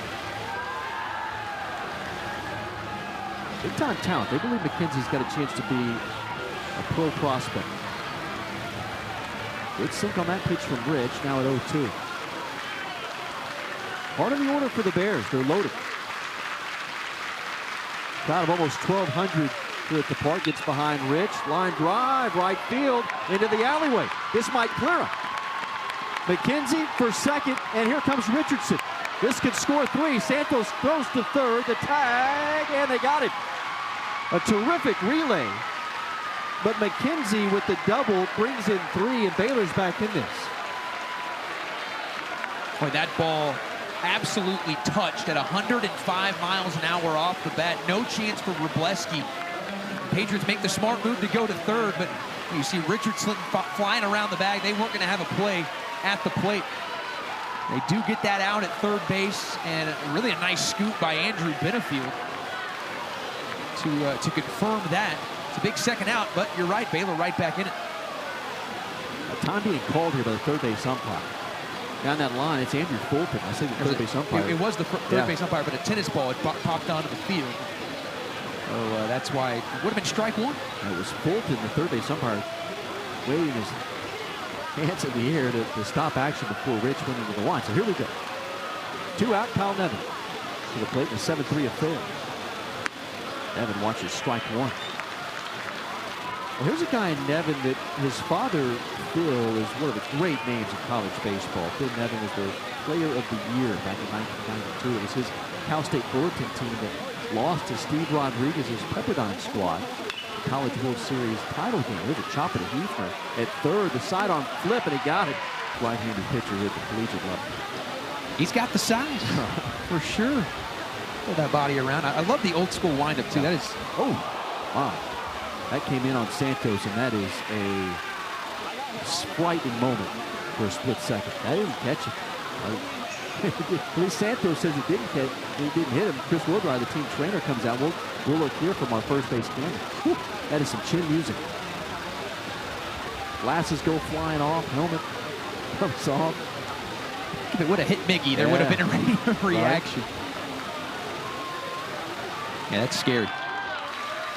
We just talked about Nolan Ryan. That's a pitch Nolan Ryan threw with a ton of frequency. He did. Just that exact line right there. He was not going to allow you to take away the inside. That was his. Think about guys like him, Roger Clemens. They were going to own the inner half. You want to step that close? Okay. Couldn't be me. I'd go home. 2-0. Soft tapper. Oquendo. 2 gone. Now Luke Hefner coming up. Now Hefner is 1 for 2 tonight, hit into a double play ball. He got a single in the third. That was a great at bat by Luke Hefner. Got a bloop single, but was able to fight off a number of pitches. And that set the stage for what George Speck was able to do. It was an 8-pitch at bat, fouled off a couple of pitches with 2 strikes.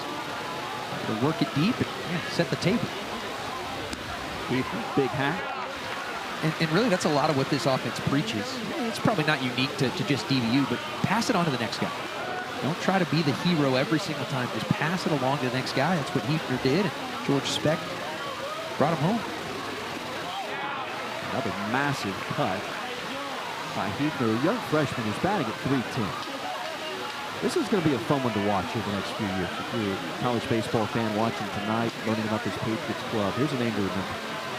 Obviously, you know his dad's name if you follow college baseball, what Dan Hefner has done. His son, Luke, going to be special. 4 home runs right now, 12 RBIs. He runs well, 6 to 6 in the stolen base department. He can play anywhere on the field tonight. He's a third. He's a free swinger. And a lot of times you see free swingers that have low averages. It's not the case for Luke. 310 with the out. Backdoor breaking ball, got it. Throws him on the outer edge. That's a great pitch by Brett Garcia. So, final year of college baseball. Rich nearly had a good breaking ball right here. Kyle Rich. And even though he didn't get the strikeout, that's still a great pitch. Slider, 1-2, trying to get somebody to chase. Baylor hoping for another big inning. Grove to set the table.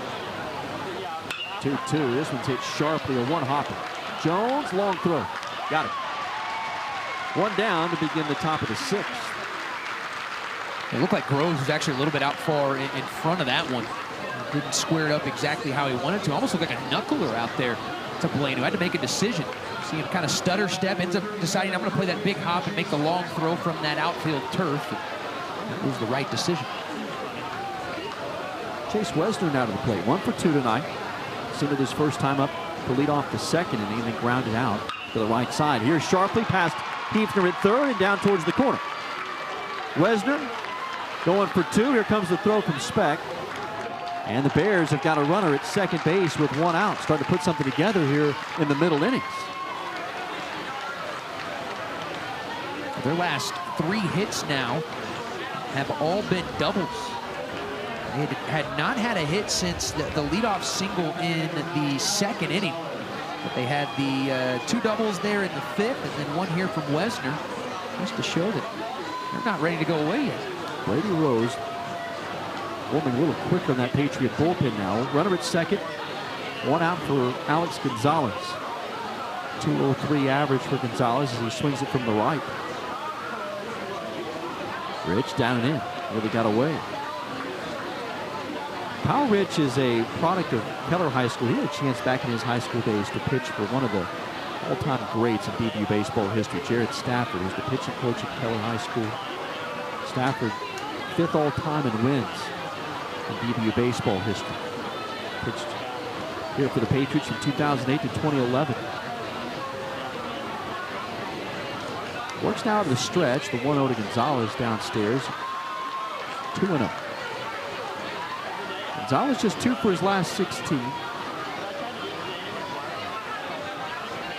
Average was at its peak back on March the 12th when it was at 231. Right now at 203. In a prime spot though. Base hit could change the complexion of this ballgame. Deep in the hole. Jones to third. Oh, Wesner was running on that ball in front of him, and that was an easy play for Blaine Jones on the left side of the diamond, and Wesner knew it. 2 gone.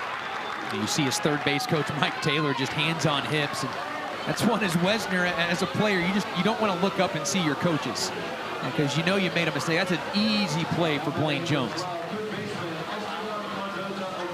You can see hands on hips, and Taylor's not having Wesner. To his credit, Wesner looked right at his third base coach. And he did not get any sympathy.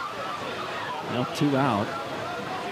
Patriots will gladly see Gonzalez over at first base and get that out. Lead runner cut down at third. Now 2 out for Esteban Cardozo. Kendo doubled and scored in the 5th. Came home to score on that bases loaded double from Jared McKenzie.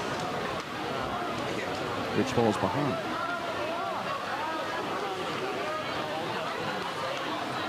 Patriots have out-hit Baylor tonight, 8-5. The only error belongs to Baylor. This is a Baylor team that has had their fair share of fielding goals. They only fielded a 968. A team that's so good up the middle still finds a way to commit a ton of errors. Well, while Baylor has committed the errors, it's been the Patriot pitching staff tonight that has been wobbling. Rich here with a wild one. They've had the hit batters tonight, the wild pitch, and it puts a runner in scoring position. Only walked one. That was Kyle Rich, who came out of the bullpen and immediately put Richardson on 4 pitches. He came around to score, but yeah, the wild pitch, the 4 hit batters, another walk, or excuse me, now another advancement on that wild pitch in the pit. Line drive into right field. That wild pitch might produce a run. Robleski comes up throwing, and he airmails this one. That throw allows the runner to get to second. Here comes Baylor. It's now a 7-4 ball game. Cardoza has his second hit of the night. You look at how these runs have scored for the Bears, and you know, they've had some big hits. And also heads-up base running there from Cardoza Oquendo. But of the 4 runs, 1 just advanced to second on a wild pitch. 2 other ones were on because of a hit batter and a walk. So it is DBU's pitching staff that has allowed the Bears to get right back in this. And credit Baylor. They're not going away. It's not been the cleanest of game. As Kyle Rich makes his exit, they will look to a lefty. Say a lefty, it may be Brady, or it is Brady Rose. Brady Rose.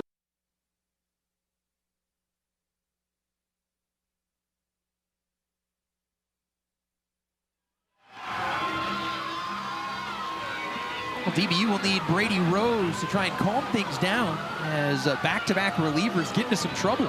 The most recent, Kyle Rich, an inning and a third, couple of runs, 3 hits, walked a batter, threw a wild pitch, through 21 pitches. He's responsible for the runner at second base, and he's going to ask Brady Rose to put out a little bit of a fight. Rangy left-hander out of Westminster, Colorado. And the numbers on Rose look like this: a 3.77 ERA. This is his 12th appearance, 11th in relief, 14 in the third innings. He has walked 11, struck out 18. If he's in the zone, he's almost unhittable. He's holding opponents to a 173 average. He has struggled at times with command. It's a fastball, slider, and changeup for Rose. And when he is his most successful is when that fastball is up in the zone. Fastball at 87 to 91, when it's got some ride action and gets it up around the letters, he can be very tough to hit. And Cortland Castle will be tasked with seeing the lefty. True freshman steps to the plate, 0 for 1, was hit by a pitch in the 5th and scored. What was a 7-run Patriot lead has dwindled to 3.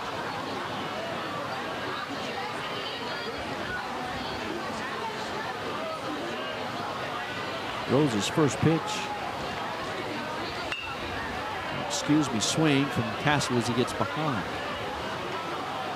Rose's last outing against Wofford on Sunday, 2/3 of an inning, did not give up a run and walked 1. He's another one of these transfers from McLennan College. He was at MCC for 2 years in 2020, and then part of that team that won the Junior College World Series last year. Him and Miguel Santos. Santos, the second baseman for the Patriots, teamed up together.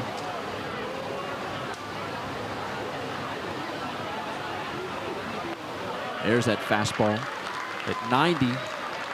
Swung through, and Castle's down at 0-2. It feels like it's been a 2-hour infomercial for JUCO baseball in Texas. Right. Both these programs have landed some big-time talent in the JUCO ranks. Castle's a true freshman here. Facing the lefty in Rose. Patriot crowd trying to come to life here. 0-2, strike 3, frozen. Garcia, who has been an unsung hero for the Bears today. 8 up, 8 down. The sophomore out of La Mirada, California. Big hook outside. Speck tonight, prior to the 2-hit day, was just 3 for his last 22. Really scuffling. He's had a lot of success, particularly in 2-out situations. Here he won't be in one, with being the leadoff man in the 6th, but his base hit tonight in the 2nd, 2 outs.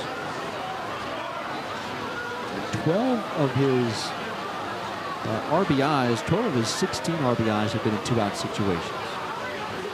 2-1 pitch, way high and away. We'll look back at that third inning tonight, 7-run inning, and it was highlighted by this swing. And again, George showing center field power. Normally it's down the right field line when he's swinging from the left side, but they're at dead center field. 3-1. It hit him. He either hit off the handle of the bat. That's in fact, that's what Matthew Martinez is saying. It's unfortunate for George. Big break for Garcia. Patriots nearly had their first base runner, but obviously no argument for George. Look at the look. Just that knob of the bat. And so Speck now at 3 balls and 2 strikes. Garcia, payoff pitch, lofted foul.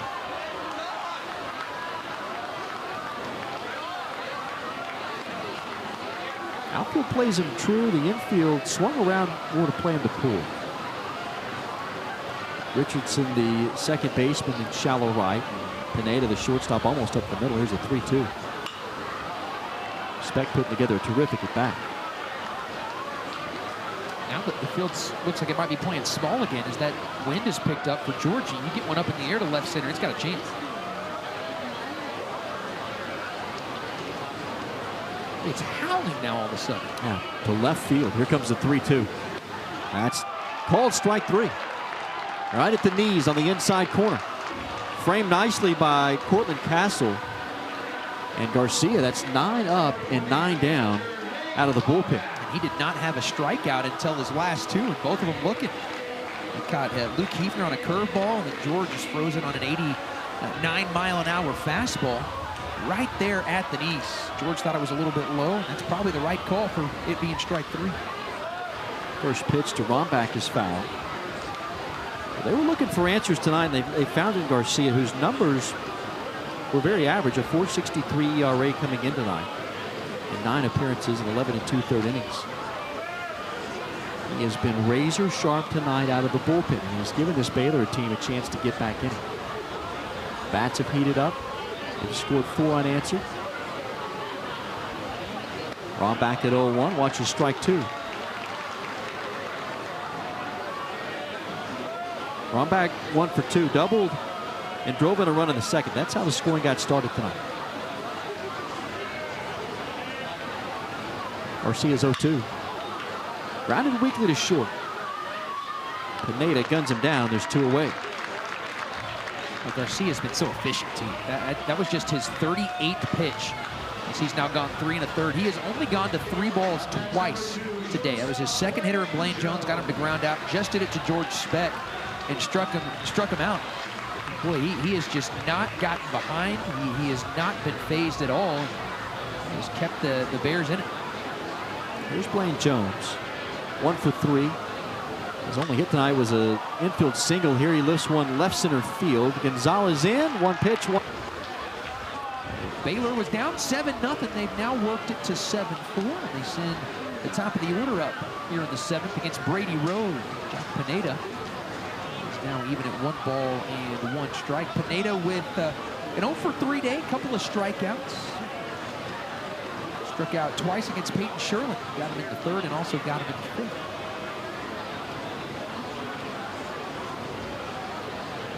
Albuquerque native now ahead in the count at 2 balls and a strike. 6 hits for the Bears. Their last 3 of their last 4 hits have been doubles. Now Rose is behind at 3-1. A team that's really struggled to get extra base hits this year. Came in 43 doubles on the season. Talk about the team that has lacked power with 17 home runs, but they found something here in the middle innings. Pineda fouls one off. Staying alive at 3-2. He's trying to extend his on-base streak to 11 games. As I mentioned earlier, 5 games without a hit this season. That's it. And he has not gone back-to-back, but he is in danger of doing that here. He was 0 for against ETSU, but that's not going to happen tonight as he singles into left.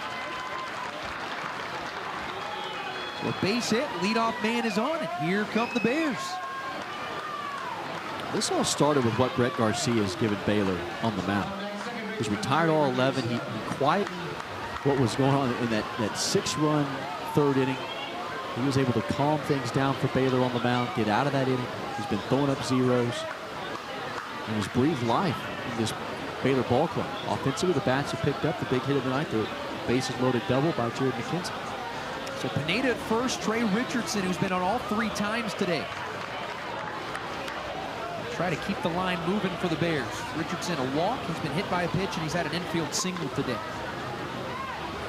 His walk came in the 5th, he came around to score. And that bases clearing double for McKenzie, who's in the on-deck circle. If Richardson can reach, McKenzie will be the tying run.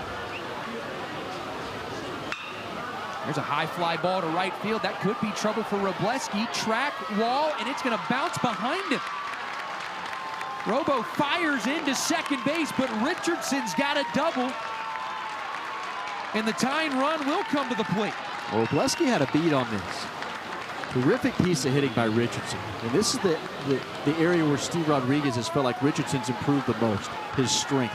A guy that's gained some power during the offseason, going the opposite way with it, getting it up into the air. That's tough tonight. That one's going to left. He gets it high in the air, going to right. Robleski just overruns it just a bit. Well, Baylor's in a great spot here. Nobody out, the base hit would draw them probably to within 1. A team that through the first 4 innings or so looked like the team from early on in the year, but now they're looking like the team from the last 10 ball games. As Dan Hefner comes out, Bubba Hall, that transfer we mentioned from Southern Illinois, throwing in that Patriot bullpen, and Dan Hefner's going to go to him. It has not been a pleasant evening to be a reliever for the Patriots. A couple runs given up by Peyton Sherlin, a couple runs given up by Kyle Rich, and now Brady Rose will exit. It'll be up to Bubba Hall to see if Brady Rose can finish with a 0.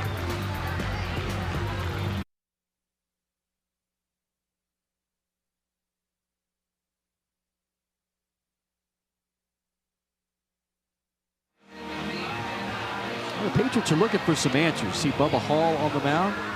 Right-handed reliever coming in relief of Brady Rose. Rose tonight a 1/3 of an inning. 2 hits allowed, both here in this 7th, a single and a double. Struck out one through 11 pitches, and now the transfer from Southern Illinois, Bubba Hall in a big spot here. Yeah, he's been an important reliever. The numbers a little bit inflated with the ERA at 5.40 coming in. The Mississippi native is 2-2 on the year, making his 12th appearance of the season. High strikeout numbers, 23 punch-outs and 18 1/3 for Bubba Hall. 9 walks, just a 188 batting average against. Last time the Patriots saw him, it was a tough outing. He picked up the loss, game 1 against Wofford. He went an inning and a 1/3, 3 runs, only 1 of them earned. 3 hits, a walk, on 35 pitches to pick up that 2nd loss of the season. He's got a fastball in the low to mid-90s, a slider, as well as a changeup, and a really good feel for all 3 of those pitches. He will inherit quite a pickle. 2nd and 3rd, nobody out. And here comes Jared McKenzie, who cleared the bases in the 5th with a double, was thrown out trying to stretch it into a triple. But after hitting 167 over his first 10 games, he has been on a roll. He's hitting over 400 in his last 10. That double that he had his last time up was his 6th now in the last 11 games. And he's looking to pick up his 7th multi-hit game during that stretch. He's been on all 3 times. He's been hit by a pitch twice. Now Rombach wants to go out and make sure Bubba Hall knows the signals, as they're having some trouble with Richardson out there at second base. Important spot right here. Hall got a runner at second. Richardson may be able to try to pick something up, relay it. McKenzie, so wants to make sure he's on the same page. We're speaking the same language right here against McKenzie. Prime spot for the lefty. McKenzie on that Golden Spikes watch list to begin the season. He's been playing like it recently. He can change it all with a swing. First pitch, strike 1 at 91 miles an hour. McKenzie last year a 383 hitter, 1st team All Big 12, a 2nd team All-American. He was a freshman All-American. One of those weird, because of COVID, a 2-time freshman All-American. He was also one in 2020. Came back for 16 games and was still classified as a freshman. High fly ball, left field. That's a long run for George Speck. Foul territory. He nearly overruns it. It's going to score a run. Richardson to 3rd. There's one away, but Baylor's back within 2. And it gets Richardson, over to third base. Speck nearly overruns that. That wind blowing out to left field. Somehow the ballpark holds this. The Patriots would probably rather take that out, but Bubba Hall really got to buckle down now. I think Richardson's got to be aware of too. A wild pitch here at this ballpark, that brick backstop, anything bounces off that wall comes right back. So Richardson's got to be very aware of how the park plays right here if one does get away. Bubba Hall starts Kyle Nevin with a strike. If it's not touched or if it hits squarely off of that brick backstop, it is not a given that a runner's going to score from third.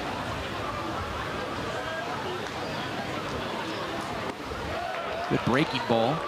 Nevin's able to lay off. Late appeal, it's 1-1. It can be a tough delivery to pick up with Bubba Hall. So his windup works here out of the stretch, but it's a moving part. Over the top from Hall. Now 2-1. The Patriot fans know this story, but for Baylor fans, it was Hall at MVC opponent Southern Illinois last year, where he played his sophomore season, and his best outing of the year was against the Patriots. Had 6 strikeouts, earned the win in Carbondale. Swing and a miss at 92. Went 4 2/3. That remains his career high, but he was ready to leave Carbondale and loved playing against DBU and decided to make the trip south. Pats are glad to have him. They'd love to see a strikeout here from Kyle Nevin. Here's the 2-2. Lined up the middle and a base hit. It is now 7-6 as another 2-strike base hit. Nevin has an RBI in 7 consecutive, and it's 6 unanswered for the Bears. It's their 5th hit of the night in a 2-strike situation. He got a high fastball, but look where that Nevin hits that ball. That is almost up and away. With 2 strikes, he's protecting. He goes with the pitch, up the middle. Swung at what was going to be a ball, but he put the barrel on. And this Baylor team is in a groove right now offensively.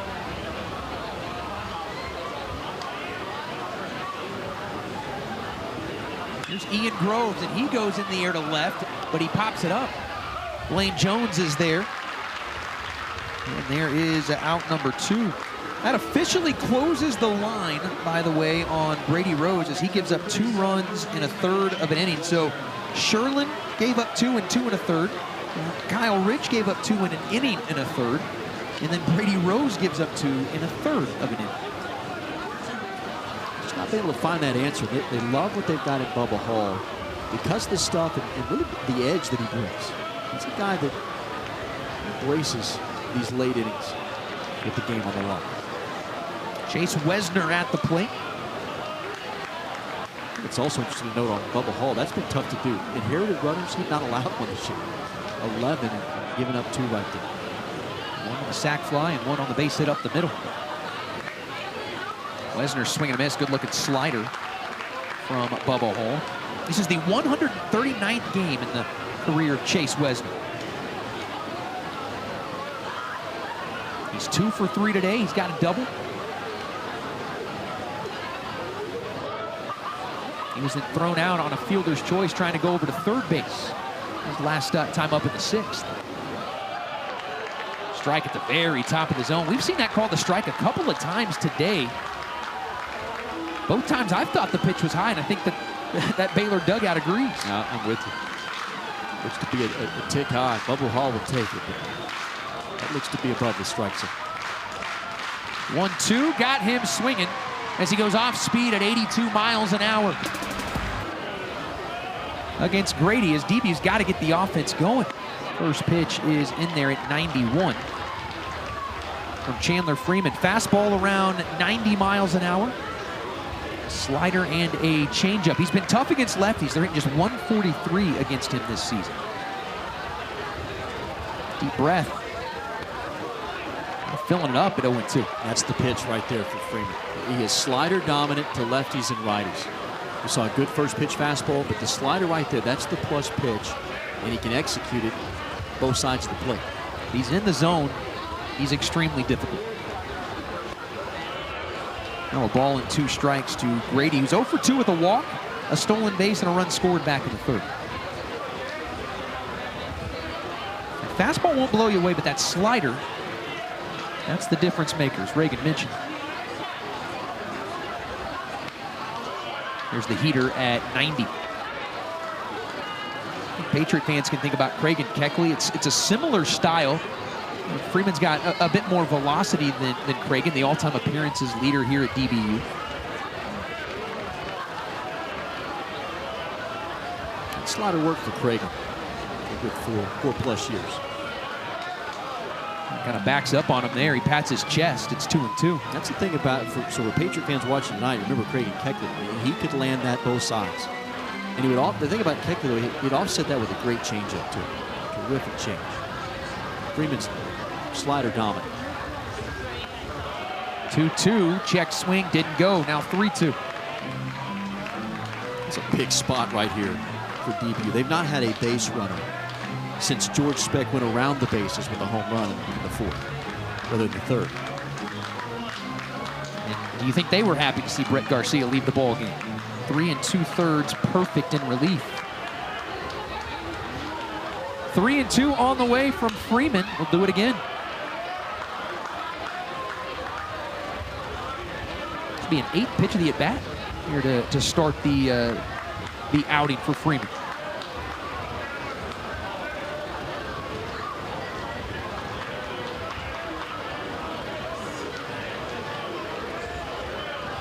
Payoff pitch.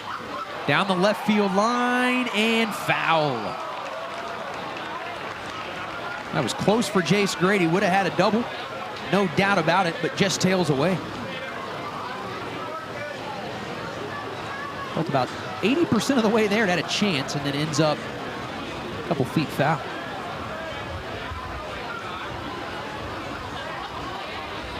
It's a good job of fighting that pitch off.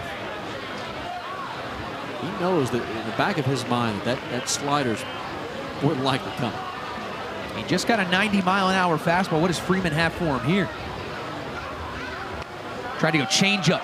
Missed outside, ball 4. That has been, again, the Achilles heel for Freeman. The free pass. That is now his 12th in 12 innings. Here comes Andrew Benefield. Now you go back to the 3rd inning when Jace Grady reached on a walk and stole a base. We had a hunch that he might be moving. It's a Patriot team that loves to run. They didn't get many chances last week. It's a big part of their game. The momentum has clearly swung Baylor's direction. You try to put him in motion again right here, pick out a slider to run on, something off speed, get a good pitch to run on, put pressure back on this Baylor team. And here's Benny. He's got a hit today. Freeman checks on the runner. Benefield also has an RBI in 9 of his last 12 games. That is 16 total. Prior to this stretch, he had just 6 total RBIs.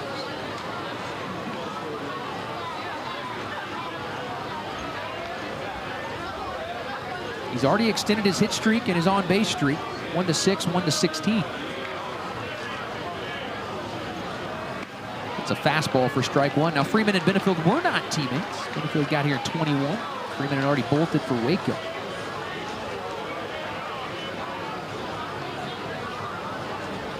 DBU is in desperate need of some insurance runs with the way Baylor's been swinging it. Going all the way back to that 5th inning.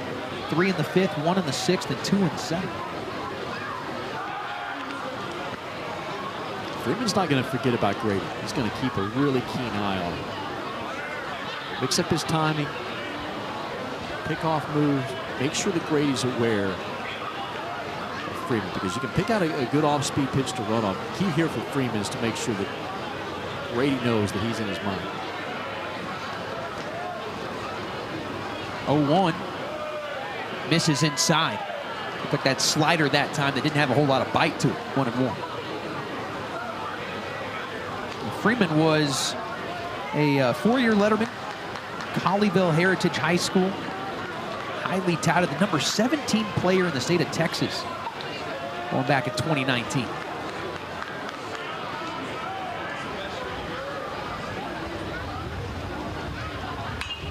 Benny fouls it off. His cousin, and a couple of cousins who've been drafted into the the Major League draft. Tyler Freeman back in 2017 was a second-round pick, and then Cody Freeman that same year in 2019 that Chandler Freeman graduated from Colleyville Heritage. He was a fourth-round pick. Tyler to the Indians, I guess now the Guardians, and then Freeman, or Cody, I should say, to the Texas Rangers. There's another pickoff at first base. That Heritage team that he plays with. Bobby Witt Jr. is on that team.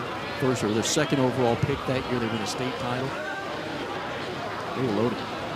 He's broke camp with the big club, didn't he? Yeah, Bobby Witt. Just got word, I believe, today.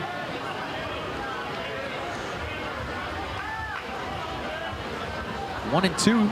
Benefield tried to hold up and did not go. Boy, Baylor fans can't believe it.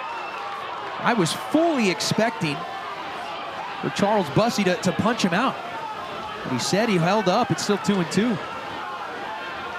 Looked like it, too. That swing looked like it may have crossed the plane right there. Benefield will take it. Got to look at that slider on a 2-2. We'll see a clean look right here. Oh, yeah. I don't think there's any question. That's a big break for Benefield. What does Freeman do in response? He hangs a slider, and it's hit deep to center, back at the track, and it is off the wall. Grady to third, Benny to second. He takes advantage of some second life, and now DBU's cooking. Extra life, and yeah, you're right. He took advantage of it. Driving it to center field. That's just off the plate. A slider looked like it off the outside corner, and right off at 390 mark, McKenzie just didn't time his jump right. Baylor fans are going to hate to see that because that probably would have been strike three, but Benefield on a 2-2 offering comes up with a massive hit right there. Second and third, you've had no life offensively for the last 4 innings. And they're taking a look maybe at Jared McKenzie out in center field. Josh Barnhill, the trainer for the Bears, is out checking on him right now. And the way that McKenzie went into that wall was almost like he didn't realize exactly where he was. It didn't look like he hit particularly hard. Look at maybe the ball hit him off the wall. He seems to be fine. He goes back and got a Jose Canseco moment. It looks like it. If it possibly hit off of him or coming off that wall ricocheted off him. Yeah, it looks like he's kind of grabbing for his head right there. That would tell you that ball landed maybe or hit off of his head. I think it did. So a couple of breaks there for the Patriots. As McKenzie had a chance at that ball. Now second and third, and Cole Moore will come to the plate. This is big because you were doing some digging, and Baylor trying to do something they haven't done in over a decade. Yeah, go back to March 8, 2009 against UAB. Down 7-0, they come back and win that game 11-8. That's the last time they've overcome a deficit of 7 or more runs and won. All the way back in 09. They'll draw the infield in against Cole Moore, who had a sacrifice fly earlier today. Also been hit by a pitch. He's ahead at 1-0.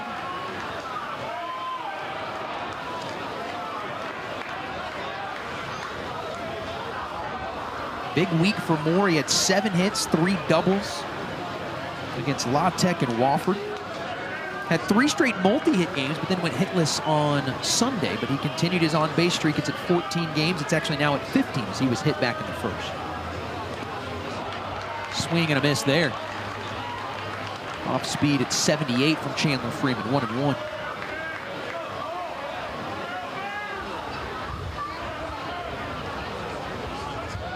Typically, in these type of situations, runners in scoring position, there you see it second and third. Pitchers are going to go to their off-speed stuff. Don't want to groove a fastball. The more barrel that slider. He tries to down the right field line, but he's out in front of it. 1-2. Now a little bit more at disposal here for Freeman. If he wants to go with a fastball, he's got to make sure that it doesn't catch much play. I think with first base open, lefty at the plate, you got Robleski swinging a hot bat, but not sure the fastball is coming until maybe you get to 3 balls. But I've been wrong before.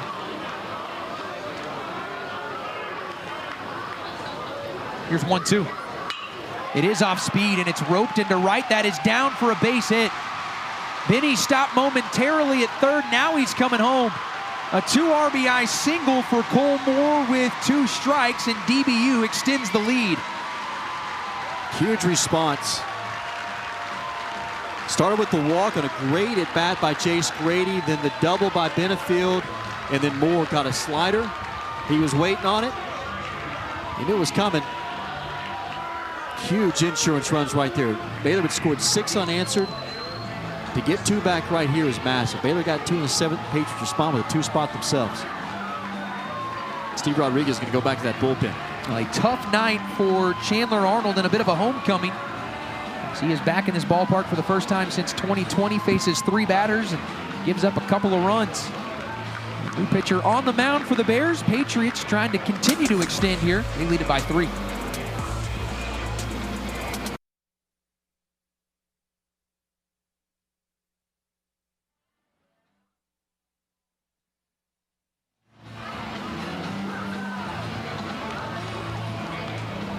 Well, the night done for Chandler Freeman. It was a rough one as he did not record an out. Walked a batter, gave up 2 hits, couple of runs. Still not off the hook with Cole Moore, the runner, will be charged him over at first base. And now they turn to a right-hander in Hamilton Oliver. Oliver making his 13th appearance out of the bullpen. That ties Mason Marriott for the most appearances this season. All of them have been out of the pen. Marriott has 1 out of the as a starter, so this is the most used reliever solely for the Baylor Bears. 1-1 with a 6.75 ERA, has 1 save to his credit. At 9 1/3, 6 walks, 8 hits, and a 237 batting average against. Oliver coming in relief of Chandler Freeman, who still has a runner at first base. He's out of Corpus Christi, Texas in his sophomore season. Oliver features a fastball around 90 miles an hour. He'll throw a curveball as well as a slider, a couple of different breaking balls. 6'2", 210 pounds, out of Cal Allen High School in Corpus. He will face Ryan Robleski to start things in the 7th. Well, Brett Garcia went 3 2/3 in relief. He was perfect. Patriots did not have a base runner in the 4th, 5th, or 6th. The first 3 have reached in the 7th, and they've extended their lead to 3, and now Oliver is behind at 2-0.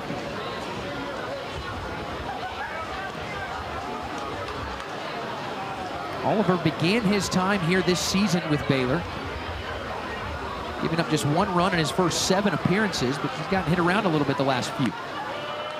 And now he's behind at 3-0 to Robleski. 3 runs back on March the 15th against Sam Houston, then a scoreless 2/3 of an inning appearance against TCU, and then a run against Oklahoma and another run against UTA in short outings. Robo taken all the way, it's 3-1. This is where midweek starts to get dangerous. You start dipping deeper and deeper into those bullpens. You see 2 of the 3 relievers in the background there that the Patriots have used tonight. Also got to start thinking about conference play coming up as Robleski goes into the air to shallow right field. Nevin is there. And there's the first out of the inning. Now, both these teams have big series coming up. We saw that Baylor schedule a moment ago, going on the road to Morgantown, take on West Virginia. Patriots got Missouri State coming to town to open up Missouri Valley Conference play. Brett Garcia is the arm that was taxed a little bit tonight, but credit him, 3 2/3 innings, pretty economical, 40 pitches. Patriots have just not had an answer out of the bullpen. They're hoping Bubba Hall's that guy. Maybe if they need to bridge that gap to their closer in Chandler Arnold, he's available there in the 9th. Here's Miguel Santos, first ball swinging deep to left. Heading back is Gonzalez, and that ball is gone. Miguel Santos nearly took the bat to first base before he dropped it. It's a 2-run shot, and all of a sudden that lead's expanded to 5. And Miggy's feeling good. 2nd home run tonight on a first pitch. Power numbers are starting to come for Santos. It's his 3rd home run. He had one on Sunday against Wofford. That Patriots dugout that was lifeless there really in the middle innings. They've woken up. A 4 spot here in the 7th. I don't know if we got a shot of Miggy, but he didn't drop that bat until he was almost at first base. In fact, Travis Stone, the first base coach, had to pick it up and carry it to the bat boy who came out of the dugout. Cannon has gotten a lot of work today. Here's Luke Hefner taking strike one. 3 home runs on the season now for Santos. DBU's biggest lead was 7. It's now back to 5. It's hard to believe that this is only the 3rd time this year that the Patriots have scored double digits. Yeah. A team that, if you go back to Patriot baseball history, you can count on 2 hands the number of times in a season. Easily, they scored double digits. They've been an offensive juggernaut. Might even start going to some toes. Right? It's been unbelievable what they've been able to do under Dan Hefner offensively. But this year, a 10 spot on March 13th against Southern Miss. Their first one was February 20th, 13 against Southeast Missouri. That's the most they've scored in a game. It's now a 3-2 count as that breaking ball misses completely. Pats have gone yard 3 times. Robo, Miggy, and Georgie. 3-2 pitch, bounded into the turf. Wesner will underhand toss it to Oliver on the mound, and there's 2 away. Well, you talked about that upcoming schedule for the Patriots. It may not jump off the page when you see, all right, Missouri State at 14-10 and RPI at 93, but that is, the last couple of years notwithstanding, those are the 2 teams that have been the class of the Missouri Valley Conference. Yeah, no doubt about it. You go back to, we're talking just regular season titles from 2015 through this recent stretch of 2021, 6 regular season titles between those 2 teams. Patriots won in 16, 19, and also last year for Missouri State. They had quite a run as well. In 15, 17, and 18. Patriots have continued that trajectory. Missouri State's fallen off a little bit, but this year, that record, it's impressive. 14-10 should make for an exciting weekend series. It's always heated between those 2 teams. I think it really started because of the way, DB's first year in the Valley was 14, and the way they came in was they played 9 games against Missouri State in 2014, won 7 of them. They had a non-conference schedule already on the books, decided to keep that. They traveled to Missouri State, sweep there, win 2 out of 3 here, and then win 2 out of 3 in the conference tournament, and that got the bad blood flowing. As George is on with the walk, it is the 2nd walk of the inning for Baylor pitching. First for Oliver, here's Rombach. It'll make for a great weekend series. Patriots trying to win their third, will be their 3rd consecutive regular season title. It'll be a solid conference. I know Indiana State, what they've done under Mitch Hannes, they've risen to the occasion the last few years. And then Southern Illinois is the team that has really been the surprise, what they've been able to do the last couple of years under Lance Rhodes. Perennially in the cellar of the conference, Lance Rhodes has got that thing turned around. Fans are trying to get on to Hamilton Oliver here, who's thrown 5 consecutive out of the zone. Make it 6. Not quite what you see at Bluebell. a little different. In College Station. Give them credit, they're getting into it. It's been a great crowd tonight. It has been really good tonight. I think there's been an official announcement of attendance yet. It was 1189 is what the word we got a moment ago. 1189. I thought it'd be a little higher than that. I mean, it was tonight, ballpark, be hard pressed to find an empty chairback seat. Go recount. Do it right now. I'll start when we go to break. 3-0 to Rombach. It's a program that's really caught on. I think it's going to embrace the Metroplex has started to really embrace this program, what they were able to do last year. There's a strike. And the Horner cheer. We won't call it the Bronx cheer. They've got a great following here. Some great crowds throughout the weekend series. The midweeks are always fun. The Big 12 teams coming in. Runner goes, pitches high and outside. So back-to-back walks issued by Oliver. 3 in the inning now. And it's 1st and 2nd, the top of the order. When DBU all of a sudden has a chance to get it right back to where the biggest lead was at 7. This looks like the 3rd inning for Steve Rodriguez. He's coming out of the dugout. 6th spot in the 3rd. They've batted all the way through here in the 7th. They've scored 4. They batted all the way through in the 3rd inning. Those are the 2 black eyes. Kaylee on the mound. First pitch outside. For Kaylee, last appearance, a 1/3 of an inning. It's Eastern Tennessee over the weekend. Gave up 3 runs. Only given up runs in 4 ball games this year, but every time he does, it's been at least 2.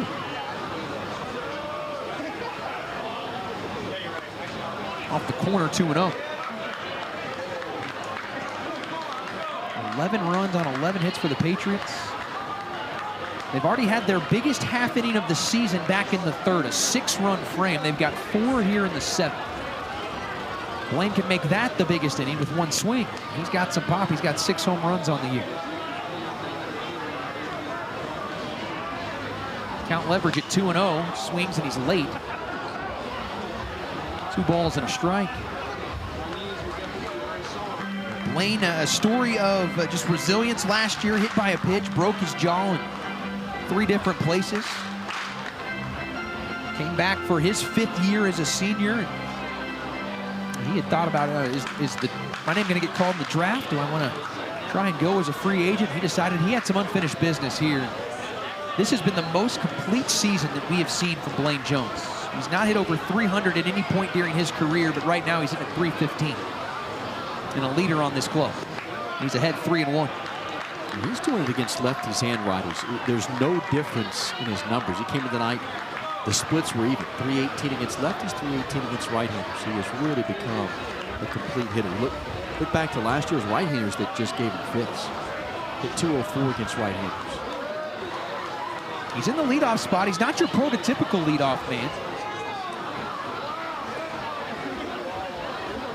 Generally been a middle-of-the-order type of bat for the Pats.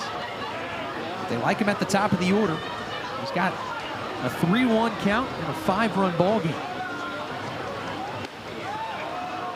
Ooh, he thought it was outside. He'll have to go back and sheepishly grab the bat. It's 3-2.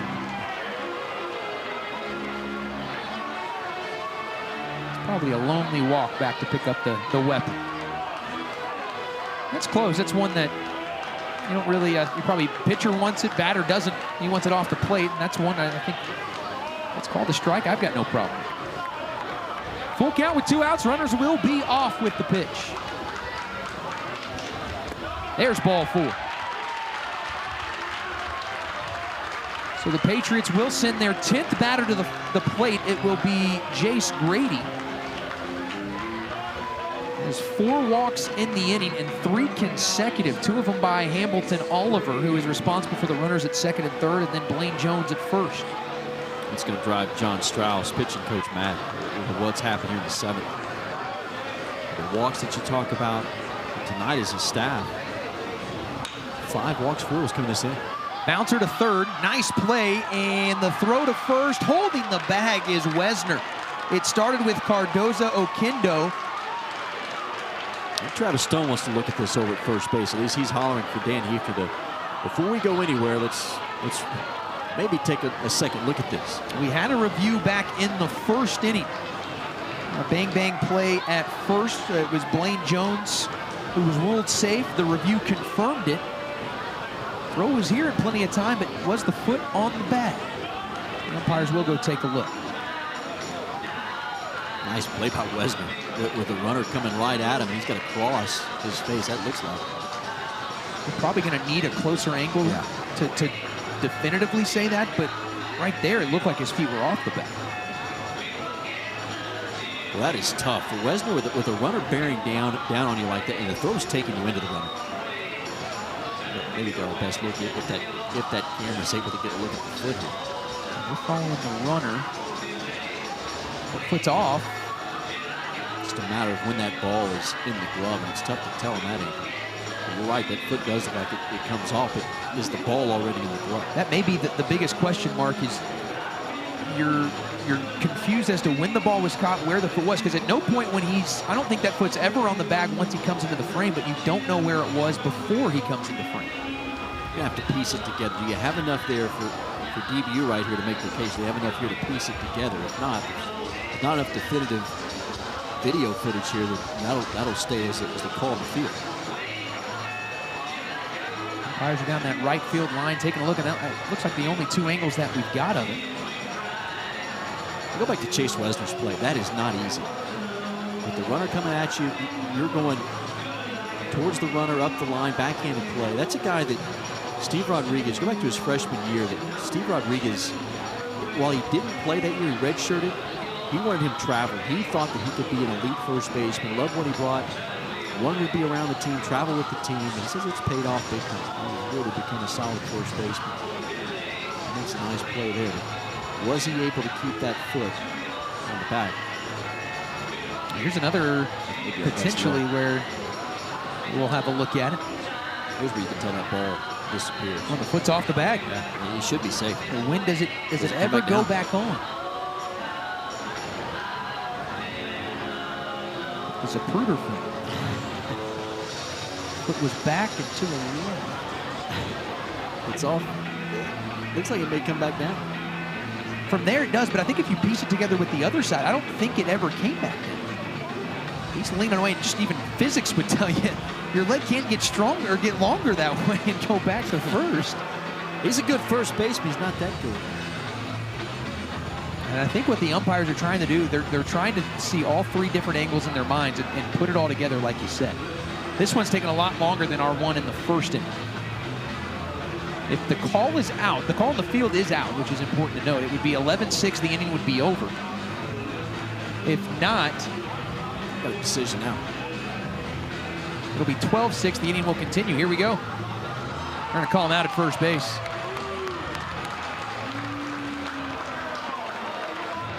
So the inning comes to an end. Patriots get 4 runs on the board in the bottom of the 7th, and the call on the field stands. 11-6 Patriots. We're going to the final 2 of this one.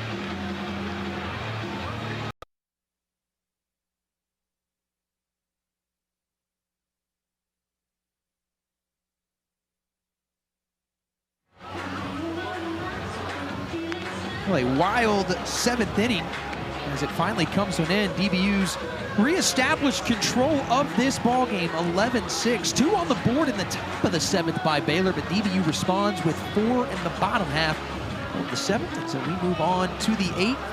As Bubba Hall will try to get 3 of the final 6 outs of this one. Try and get DBU their 2nd straight win, get them to 18-10. And in that 5-game winning streak for the Baylor Bears.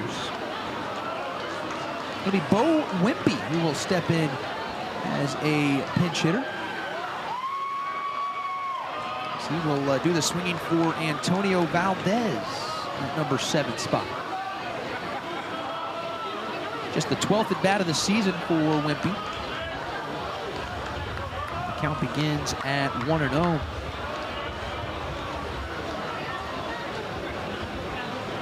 Bubba Hall allowed an inherited run to score, none of his own, back in the 7th inning. There's 1 ball and 1 strike to Wimpy, who is 1 for 11 this season. This is his 11th appearance. He has started 1 game. There's a walk, 4 strikeouts this season, which is away for a ball.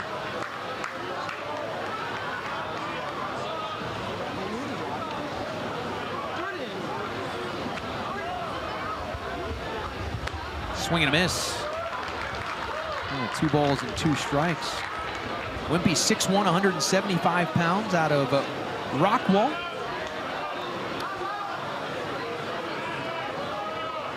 Began his career a very short stint at TCU.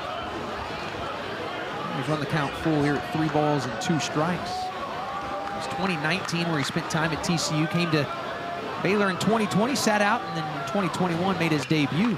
He stays alive. There's a good look at that backstop as it hits off the brick and rolls all the way out to Cole Moore at first base.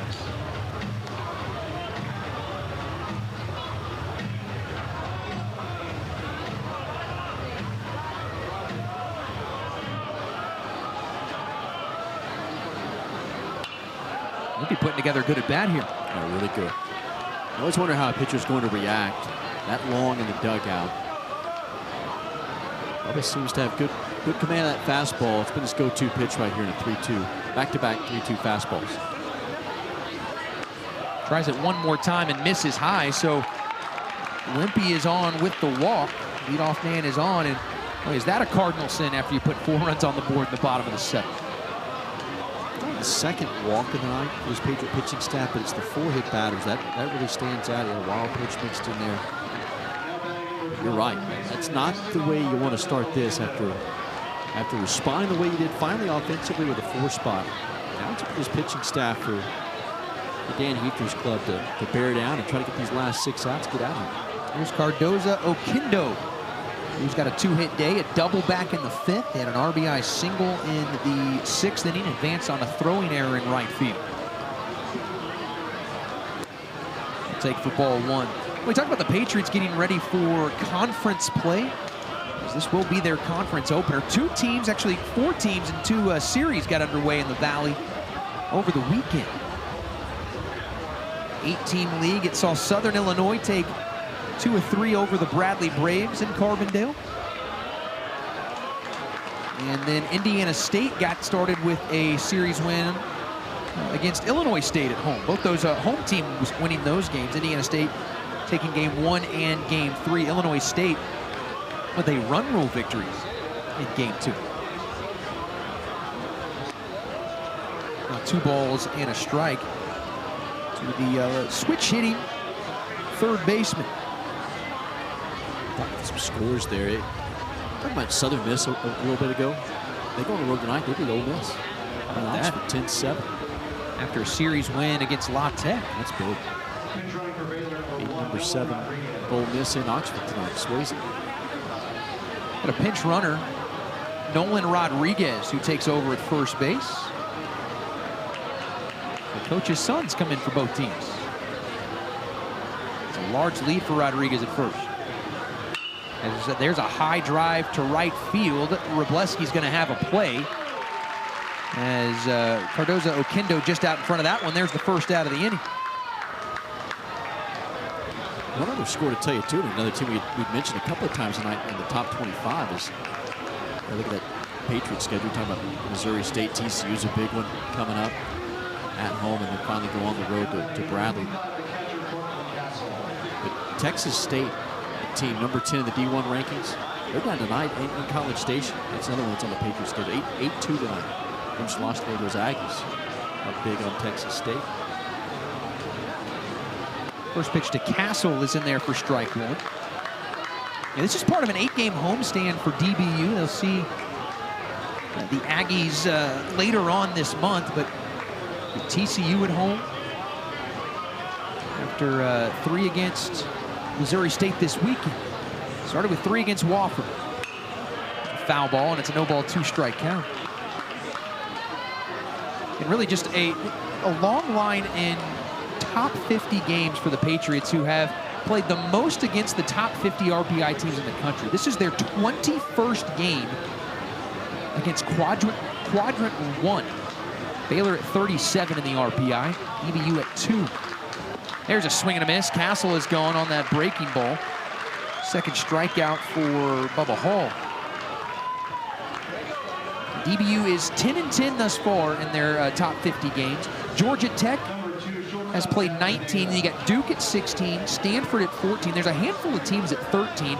And then this Baylor team has got 12. This is their 13th top 50 game. So they have played a tough schedule in their own right. So here's the top of the order, Jack Pineda. First pitch high for ball 1.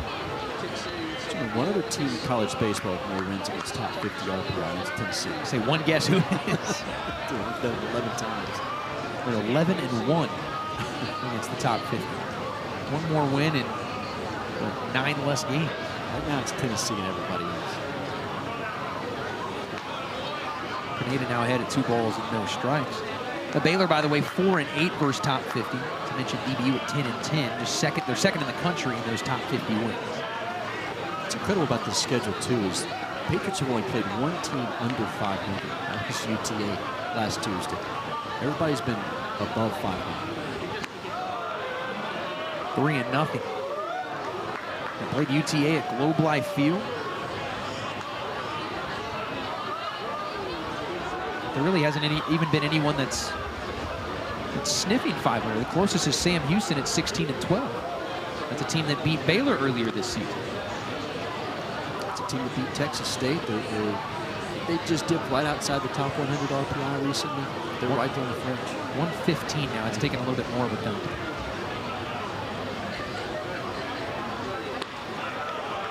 Three and one. Former Patriot actually has just named to the Golden Spikes watch list for Sam Houston. Carlos Contreras, who saw him, he was leading the country at one point in RBI. He was on Baseball put out their ranking of top outfielders in college baseball. I would have said I got to go back and look at that. It was Jace Grady's name was around maybe in the low 20s, and then the next one was Carlos Contreras. He has had a phenomenal year. Patriots had his, when they came here, I don't know if Carlos Contreras had a hit, maybe one. They had his number that weekend, but he is a dynamic hitter. And really the only time that he's been down at all this season was when he came to DBU. Didn't play at DBU back in 2021 season, was just with the team in the fall. Baylor trying to work their way back here once again. You've got Trey Richardson's up. 2 hits, he's been on all 4 times. Well, the offense has come to life. The pitching staff for the Patriots has allowed Baylor to at least think about the comeback. 4 big runs in the bottom of the 7th inning, but Baylor, one swing, and you got Richardson who's got 3 home runs, that wind blowing out to left. Could get 3 of those 4 runs back. Just misses outside. 2-0. Richardson a double his last time. He's also singled. He's been hit by a pitch. He's walked. He's scored 2 runs. Him and Pineda up the middle have been fun to watch tonight. Between them, they've been on 6 times. Here's a strike, 2-1. First 3 in this order, got a chance to be really good. Trey Richardson, what he's doing tonight, you talked about Jared McKenzie's catching fire right now. They need a guy like Kyle Nevin to come on in that cleanup spot. He is supremely talented. An RBI single back in the 7th. They need him to really come on and solidify the heart of this lineup. 3-1 now. Bubba Hall has thrown 36 pitches. An inning and 2/3. Put that into perspective. Brett Garcia went 3 2/3 and threw 40 pitches. 3 balls and a strike. Don't want to load the bases for McKenzie. 3-2. Runners will be off. Richardson didn't like the call. He asked for a little clarification from Matthew Martinez. Richardson, who came to Baylor in 2020, graduated a semester early from Kingwood High School.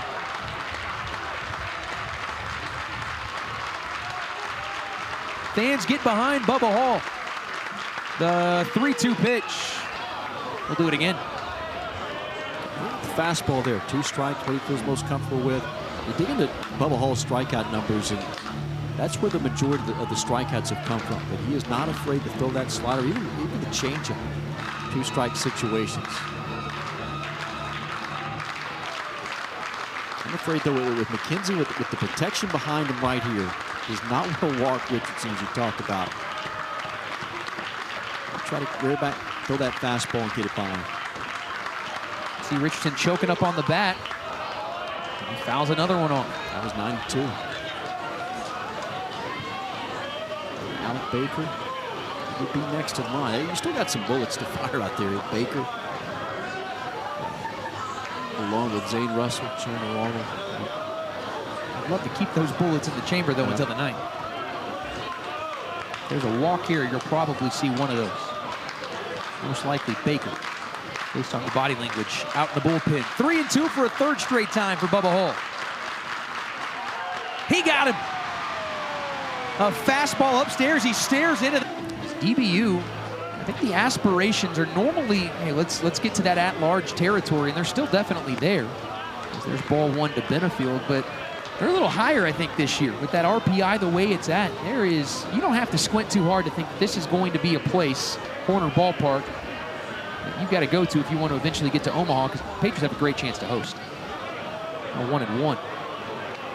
You're gunning for it would be your 8th consecutive 40-win seasons. If you get to 40 wins with this schedule, which is a tall task, but it's doable.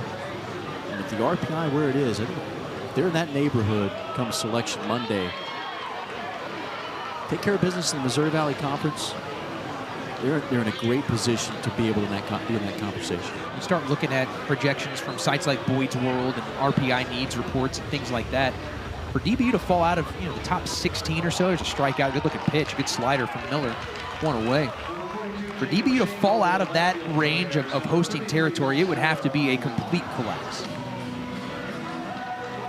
If they could go out and basically do what they did last year, win the Valley by the time they got to the final weekend of the season with what they've done in non-conference, it may not even be a question. If these teams stay on the trajectory that they are, you think about Texas and Texas Tech, particularly those two teams, even Oklahoma State with what they're doing, how many teams would they want to have in the South? They're trying to go to more of a regional type feel. But you make a very strong case. Keep doing what you're doing to be right there in that conversation. Hosted one time in 2015. I'd love to have it back here in 22. It didn't end the way they wanted. They got to the regional championship game and lost to the 4-seed VCU back in 2015. And it had unfortunately been a trend for DBU going back to the 2014 season of losing game one. From 2014 all the way until 2018, the Patriots could not get a game one victory in a region. They finally broke that in 2019, beating Florida as a number 2 seed in the Lubbock Regional, and then last year beating Oregon State in game number 1, the Fort Worth region. It's key, there's no doubt about it. Incredibly difficult to lose game one and then win it. Baylor's done it. We talked about it earlier in 2012. It is incredibly difficult to do, particularly with your pitching staff. You got to have a ton of arms to be able to do it. Patriots nearly pulled it off back in that 2015 season. Tried to do it again in 2016. Beat Texas Tech in the first championship game before ultimately falling, but finally got through that, over that hump for the first time since 2011 last year. One more takes. It's 3-2. It's pretty remarkable, too, is not only the runs to the regional, the 7 straight regionals. They played in a regional championship in 6 straight years. Yeah, going back to 2015. Yeah. From 15 all the way to last year, it's come down to a regional final. Pretty amazing what they've been able to do when they get to the postseason. Still 3-2. Baylor did not make it last year. They were one of the first teams out. They were right there squarely on the bubble. What did them in last year? They went 0-2 in the conference tournament. So that really put a damper on things. I thought that maybe if they go in there and make some noise, didn't necessarily have to win it, but make a nice little run that would secure themselves in that large bid, as Cole Moore is now on for the 3rd time today. A 2 RBI single. Been hit by a pitch. He's walked. He's got 3 RBIs total. And Ryan Robleski's coming up. But for Steve Rodriguez, he took this team now 3 times to the postseason. They had not been since that 2012 season until Rodriguez got in there in 2017. They went in 17, 18, and 19. 2-6 the record. They went 0-2 in 17 and then 1-2 in 18 and 19. All 1 to Ryan Robleski. Went to UCLA as a 2 seed. A little bit of a homecoming for Steve Rodriguez back in 2019. 2-0 to Robo. This is also the time of year where those projections start to come out. It's still incredibly early, but now you're getting to the point where you can't say it's early for the RPI anymore. You're getting to mid-season.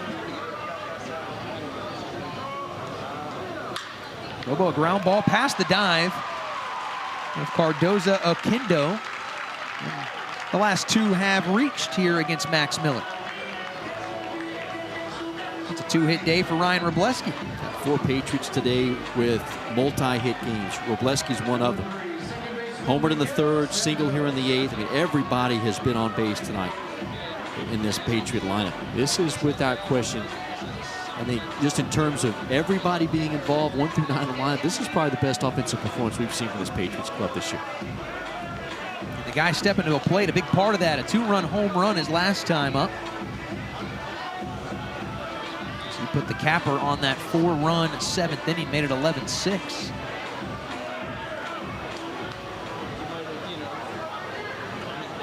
DBU led 7-0. Baylor came storming back. Got it to 7-6 going to the bottom of the 7th, but 4 in the bottom of the 7th. Helped DBU pull away and be trying to deliver the knockout blow here. First pitch is low for ball 1. It took so much effort and energy to get back in this ball game. Pulled it within 1 in the 7th. That 4 spot though in the 7th, and it started with a Chase Grady terrific at bat against Chandler Freeman. An 8-pitch bat resulted in a walk, and Andrew Benefield probably caught the benefit of a missed call and a check swing, and then next pitch he doubles off the wall in center. How different could this game be if that call is made? You're right. I mean, you're looking at a 1-run ball game right there. Because he doubles, then Cole Moore follows with a 2-run single. It just took the wind out of Baylor's sails right there. It was the very next pitch that Benefield took advantage. And a couple batters later, it was Santos going deep. Pops this one up right side of the infield. And I believe the infield fly rule, it is in effect, as there's 2 away. Patriots do have Alec Baker warming, as he appears to be the one coming in for the 9th inning in relief of Bubba Hall. We were also told that Zach Heaton, he did just go 2 innings, but it was a predetermined start. And so he could still be in line for, or he is in line for the win, not could be, if DBU holds on to this. He would be the winning pitcher for the 2nd consecutive ball game. It would get his record to 2-1. Here's Luke Hefner. Checks his swing for ball 1. Losing pitcher would be Matt Volker, who only gave up 1 run in an inning and 2/3, but Baylor never got it even since then.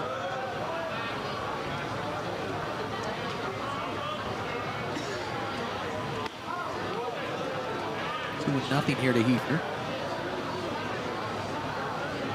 That midweek role is a question mark for this Patriot club. See the Saturday starter in the middle, Luke Eldred. Mark of consistency right there. Guy who's been in that rotation now for, it would be 5 years. It's battled through some injuries. You need a guy like a Zach Heaton. He's a veteran presence. He can just give you 2 or 3, and this is probably the approach you're going to see. Because you want to have Heaton to be available to you on the weekends in a relief role for a couple of innings. It's a great matchup guy. But you can piece it together. It's a Johnny Holstaff kind of night, bullpen night, with a lot of arms work. They have guys step up though in those roles. Boy, just missing with the breaking ball. Not 100% sure where, to be honest with you. 3-1. Every Patriot has reached today. The only Patriot without a hit, Jace Grady, but he's been on twice with a couple of walks, and including that one you just referenced, an impressive walk to start the rally in the 7th. Hefner swinging a miss. I think he was thinking long ball right there. No doubt. That bat, we've seen him swing and have that bat fly, and he nearly did it again. You don't get any cheap swings with Luke Hefner. No. He gets his money's worth.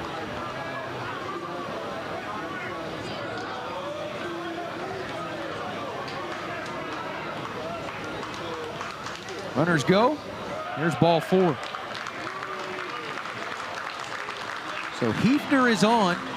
Now they're loaded for George Speck, who's already left the yard once tonight. That's the biggest part of Luke Hefner's game that's starting to really improve, is his eye at the plate. He's an aggressive hitter and a guy that'll tell you that he knows that pitchers want to get ahead. First pitch, strike, so he's going to be aggressive early. Well, we've started to see the walks tick up. He only had 2 walks going into last week. He had a 3-walk game tonight. His first walk of the night. Hadn't even had a multi-walk game. Well, here's George. He's also hit a grand slam this year. First pitch, strike 1. Speck with a 3-run home run back in that 6-run third inning. Made it 7-0. He's working on a multi-hit game. He's looking for a fourth game with at least 3 hits. He's down at 0-2. Pitch, crowd didn't like it.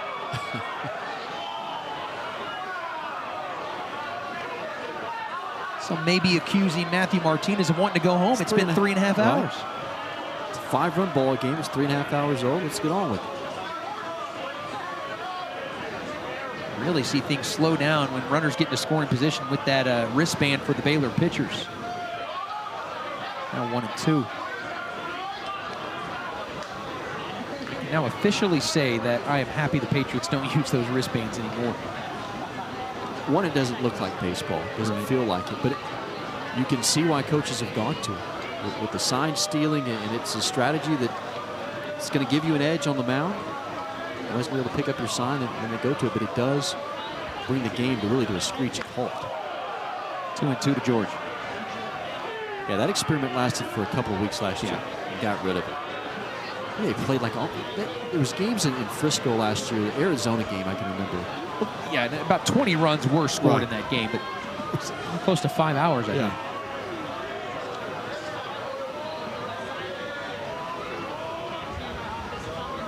Miller at 2-2 to Speck. Got him with the curveball for strike 3. Well, the Patriots load the bases in the bottom of the 8th inning, but cannot push across. Baylor started believing. Had a race to 7-0 Patriot lead. First pitch fastball, strike 1. Kinsey came in tonight hitting at 283. It's up to 287.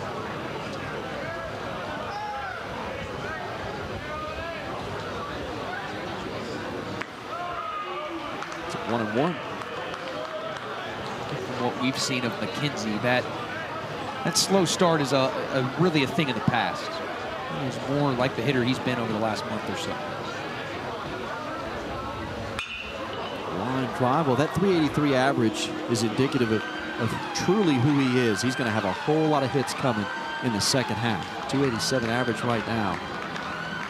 You're looking at a guy that just takes off here in the second half. He's hit 400 over the last 10 ball games. Baker's 1-2. Lash to left, long run. Grady has to play this off the screen. McKenzie headed for second. It's his second double of the night. Baylor's got the leadoff man on. That ball came off the bat at 103 miles an hour from McKenzie. The one time that he has been recorded as an out, he got himself an RBI and a sac fly as that ball smoked the opposite way. 10th hit of the night for the Bears. Now Kyle Nevin and Steve Rodriguez is going to use a timeout.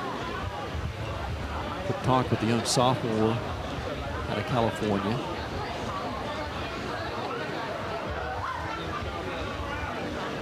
Nevin, 6'4", 200 pounds, a lanky utility player.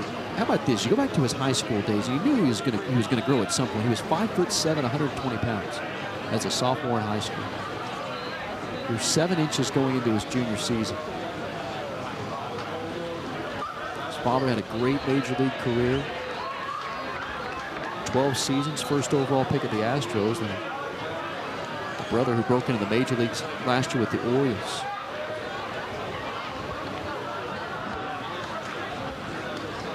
Here he's up in the count at 1-0. Now at 2-0.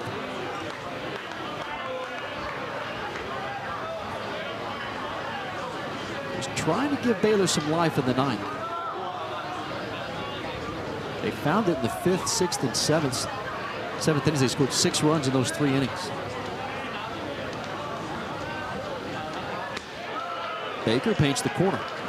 DB doesn't want to have to use him, but Chandler Arnold is throwing, the Patriot closer. 6 for 6 in save opportunities since moving to the bullpen. That's been the difference for this Patriot ball club. Arnold had been in the weekend rotation, and prior to that move, this Patriots club was just 6-6.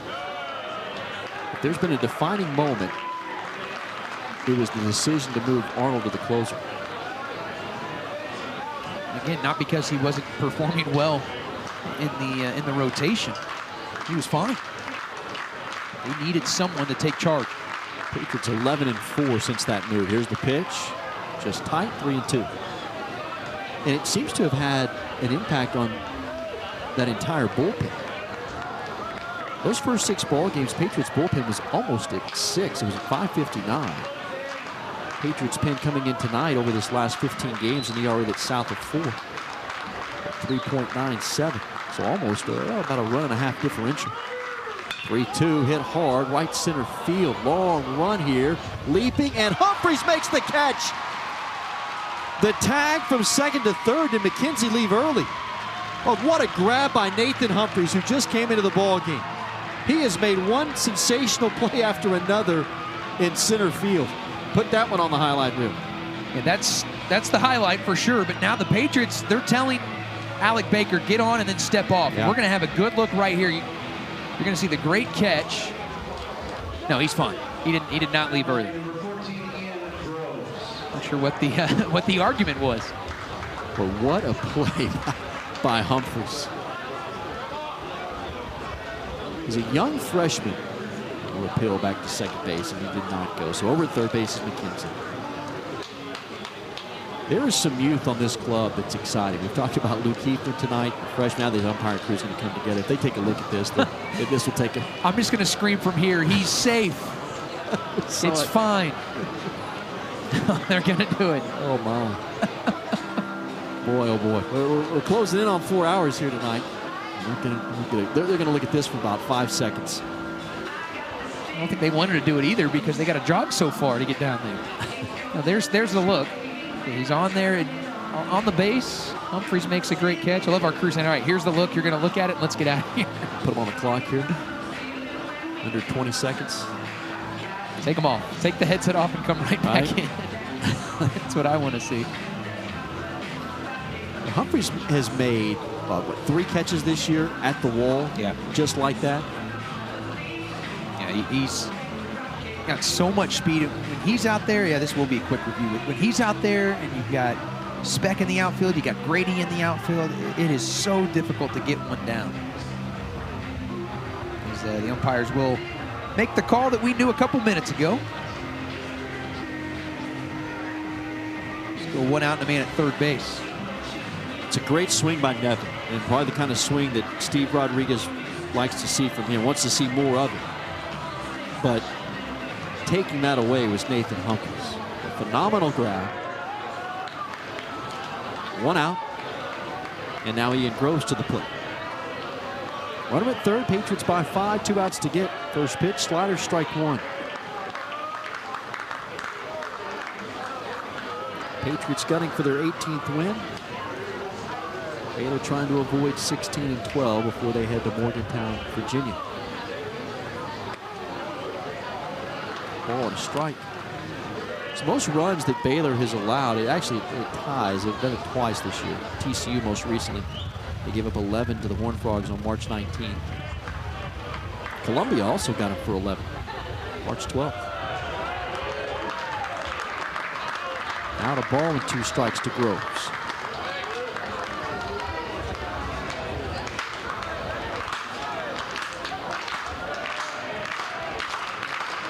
Baker at 1-2. High and tight. Still a good crowd here at Warner Ballpark. Coming up on 4 hours. Nearly a full park at first pitch. 2-2 to Groves, who's hitting a .182. Sky at 5. I believe this would be our second highest, largest crowd of the season. I think so. I think over 1,300 for Alumni Night against Maryland, that Friday night ball game. They want to host again and be able to break the record. Record's 3,242 when Texas came to town back on May 31st of 2015. Got him on the corner. Alec Baker freezes in Groves, and there's 2 out. Fastball at 94 miles an hour from Baker. Well, 1 to get. Comes down to Chase Wesner. Look at that fastball that paints the edge.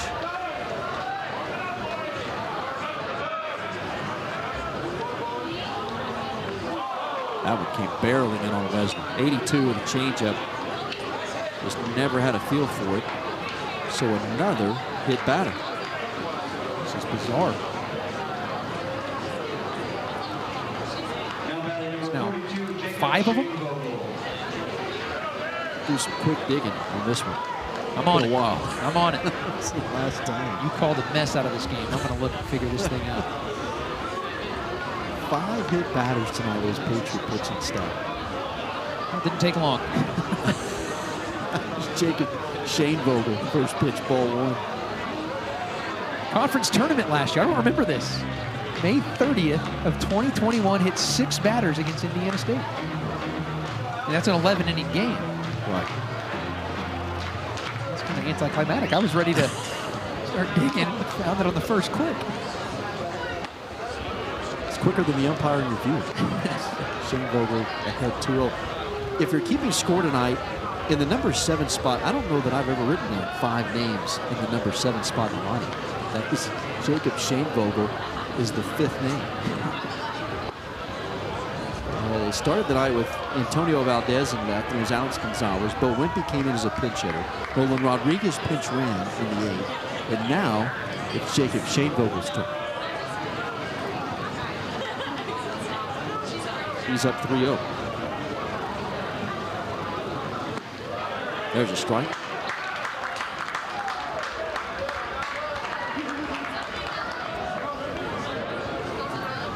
Three and 1, 2 outs. Alec Baker trying to put the finishing touches on this one.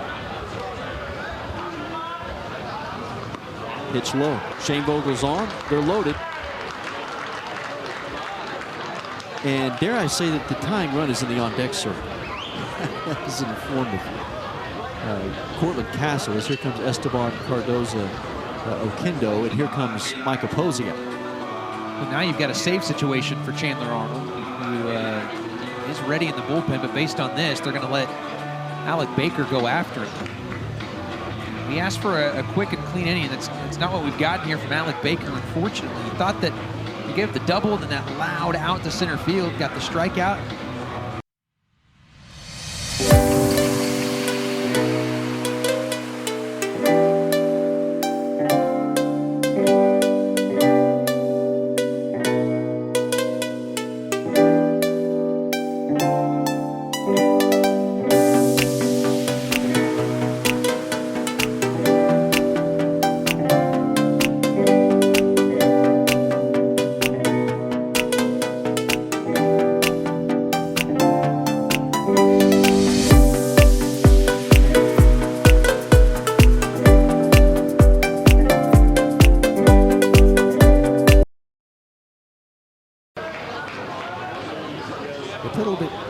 A little bit quicker. Let's see, 3 hour 53-minute ball game that night. Well, about pretty close to what we've got closing on here. Not quite there yet. They were a little bit long. First pitch, Baker, strike 1. Here in Louisiana Tech, and the Louisiana Tech broadcaster said he's been doing games for 40-some years. He saw something he'd never seen before: 5 consecutive hit batters. That's right. Against Florida International.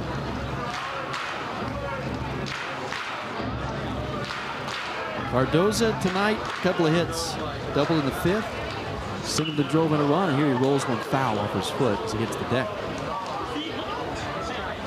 Baker's got him at 0-2. That doesn't feel good, especially when you got a 2-hour bus ride ahead of you. Well, you're not kidding. Get back to Waco tonight after they finally leave here, probably around 1 o'clock or so. Have a day off tomorrow and then get ready to go to Morgantown. Usually the good thing about these trips is a short bus ride back home, but you don't anticipate playing almost a 4-hour game. It'll be good to be home here this weekend. Missouri State comes to town. See Esteban Cardoza. 8-game homestand for this Patriot team.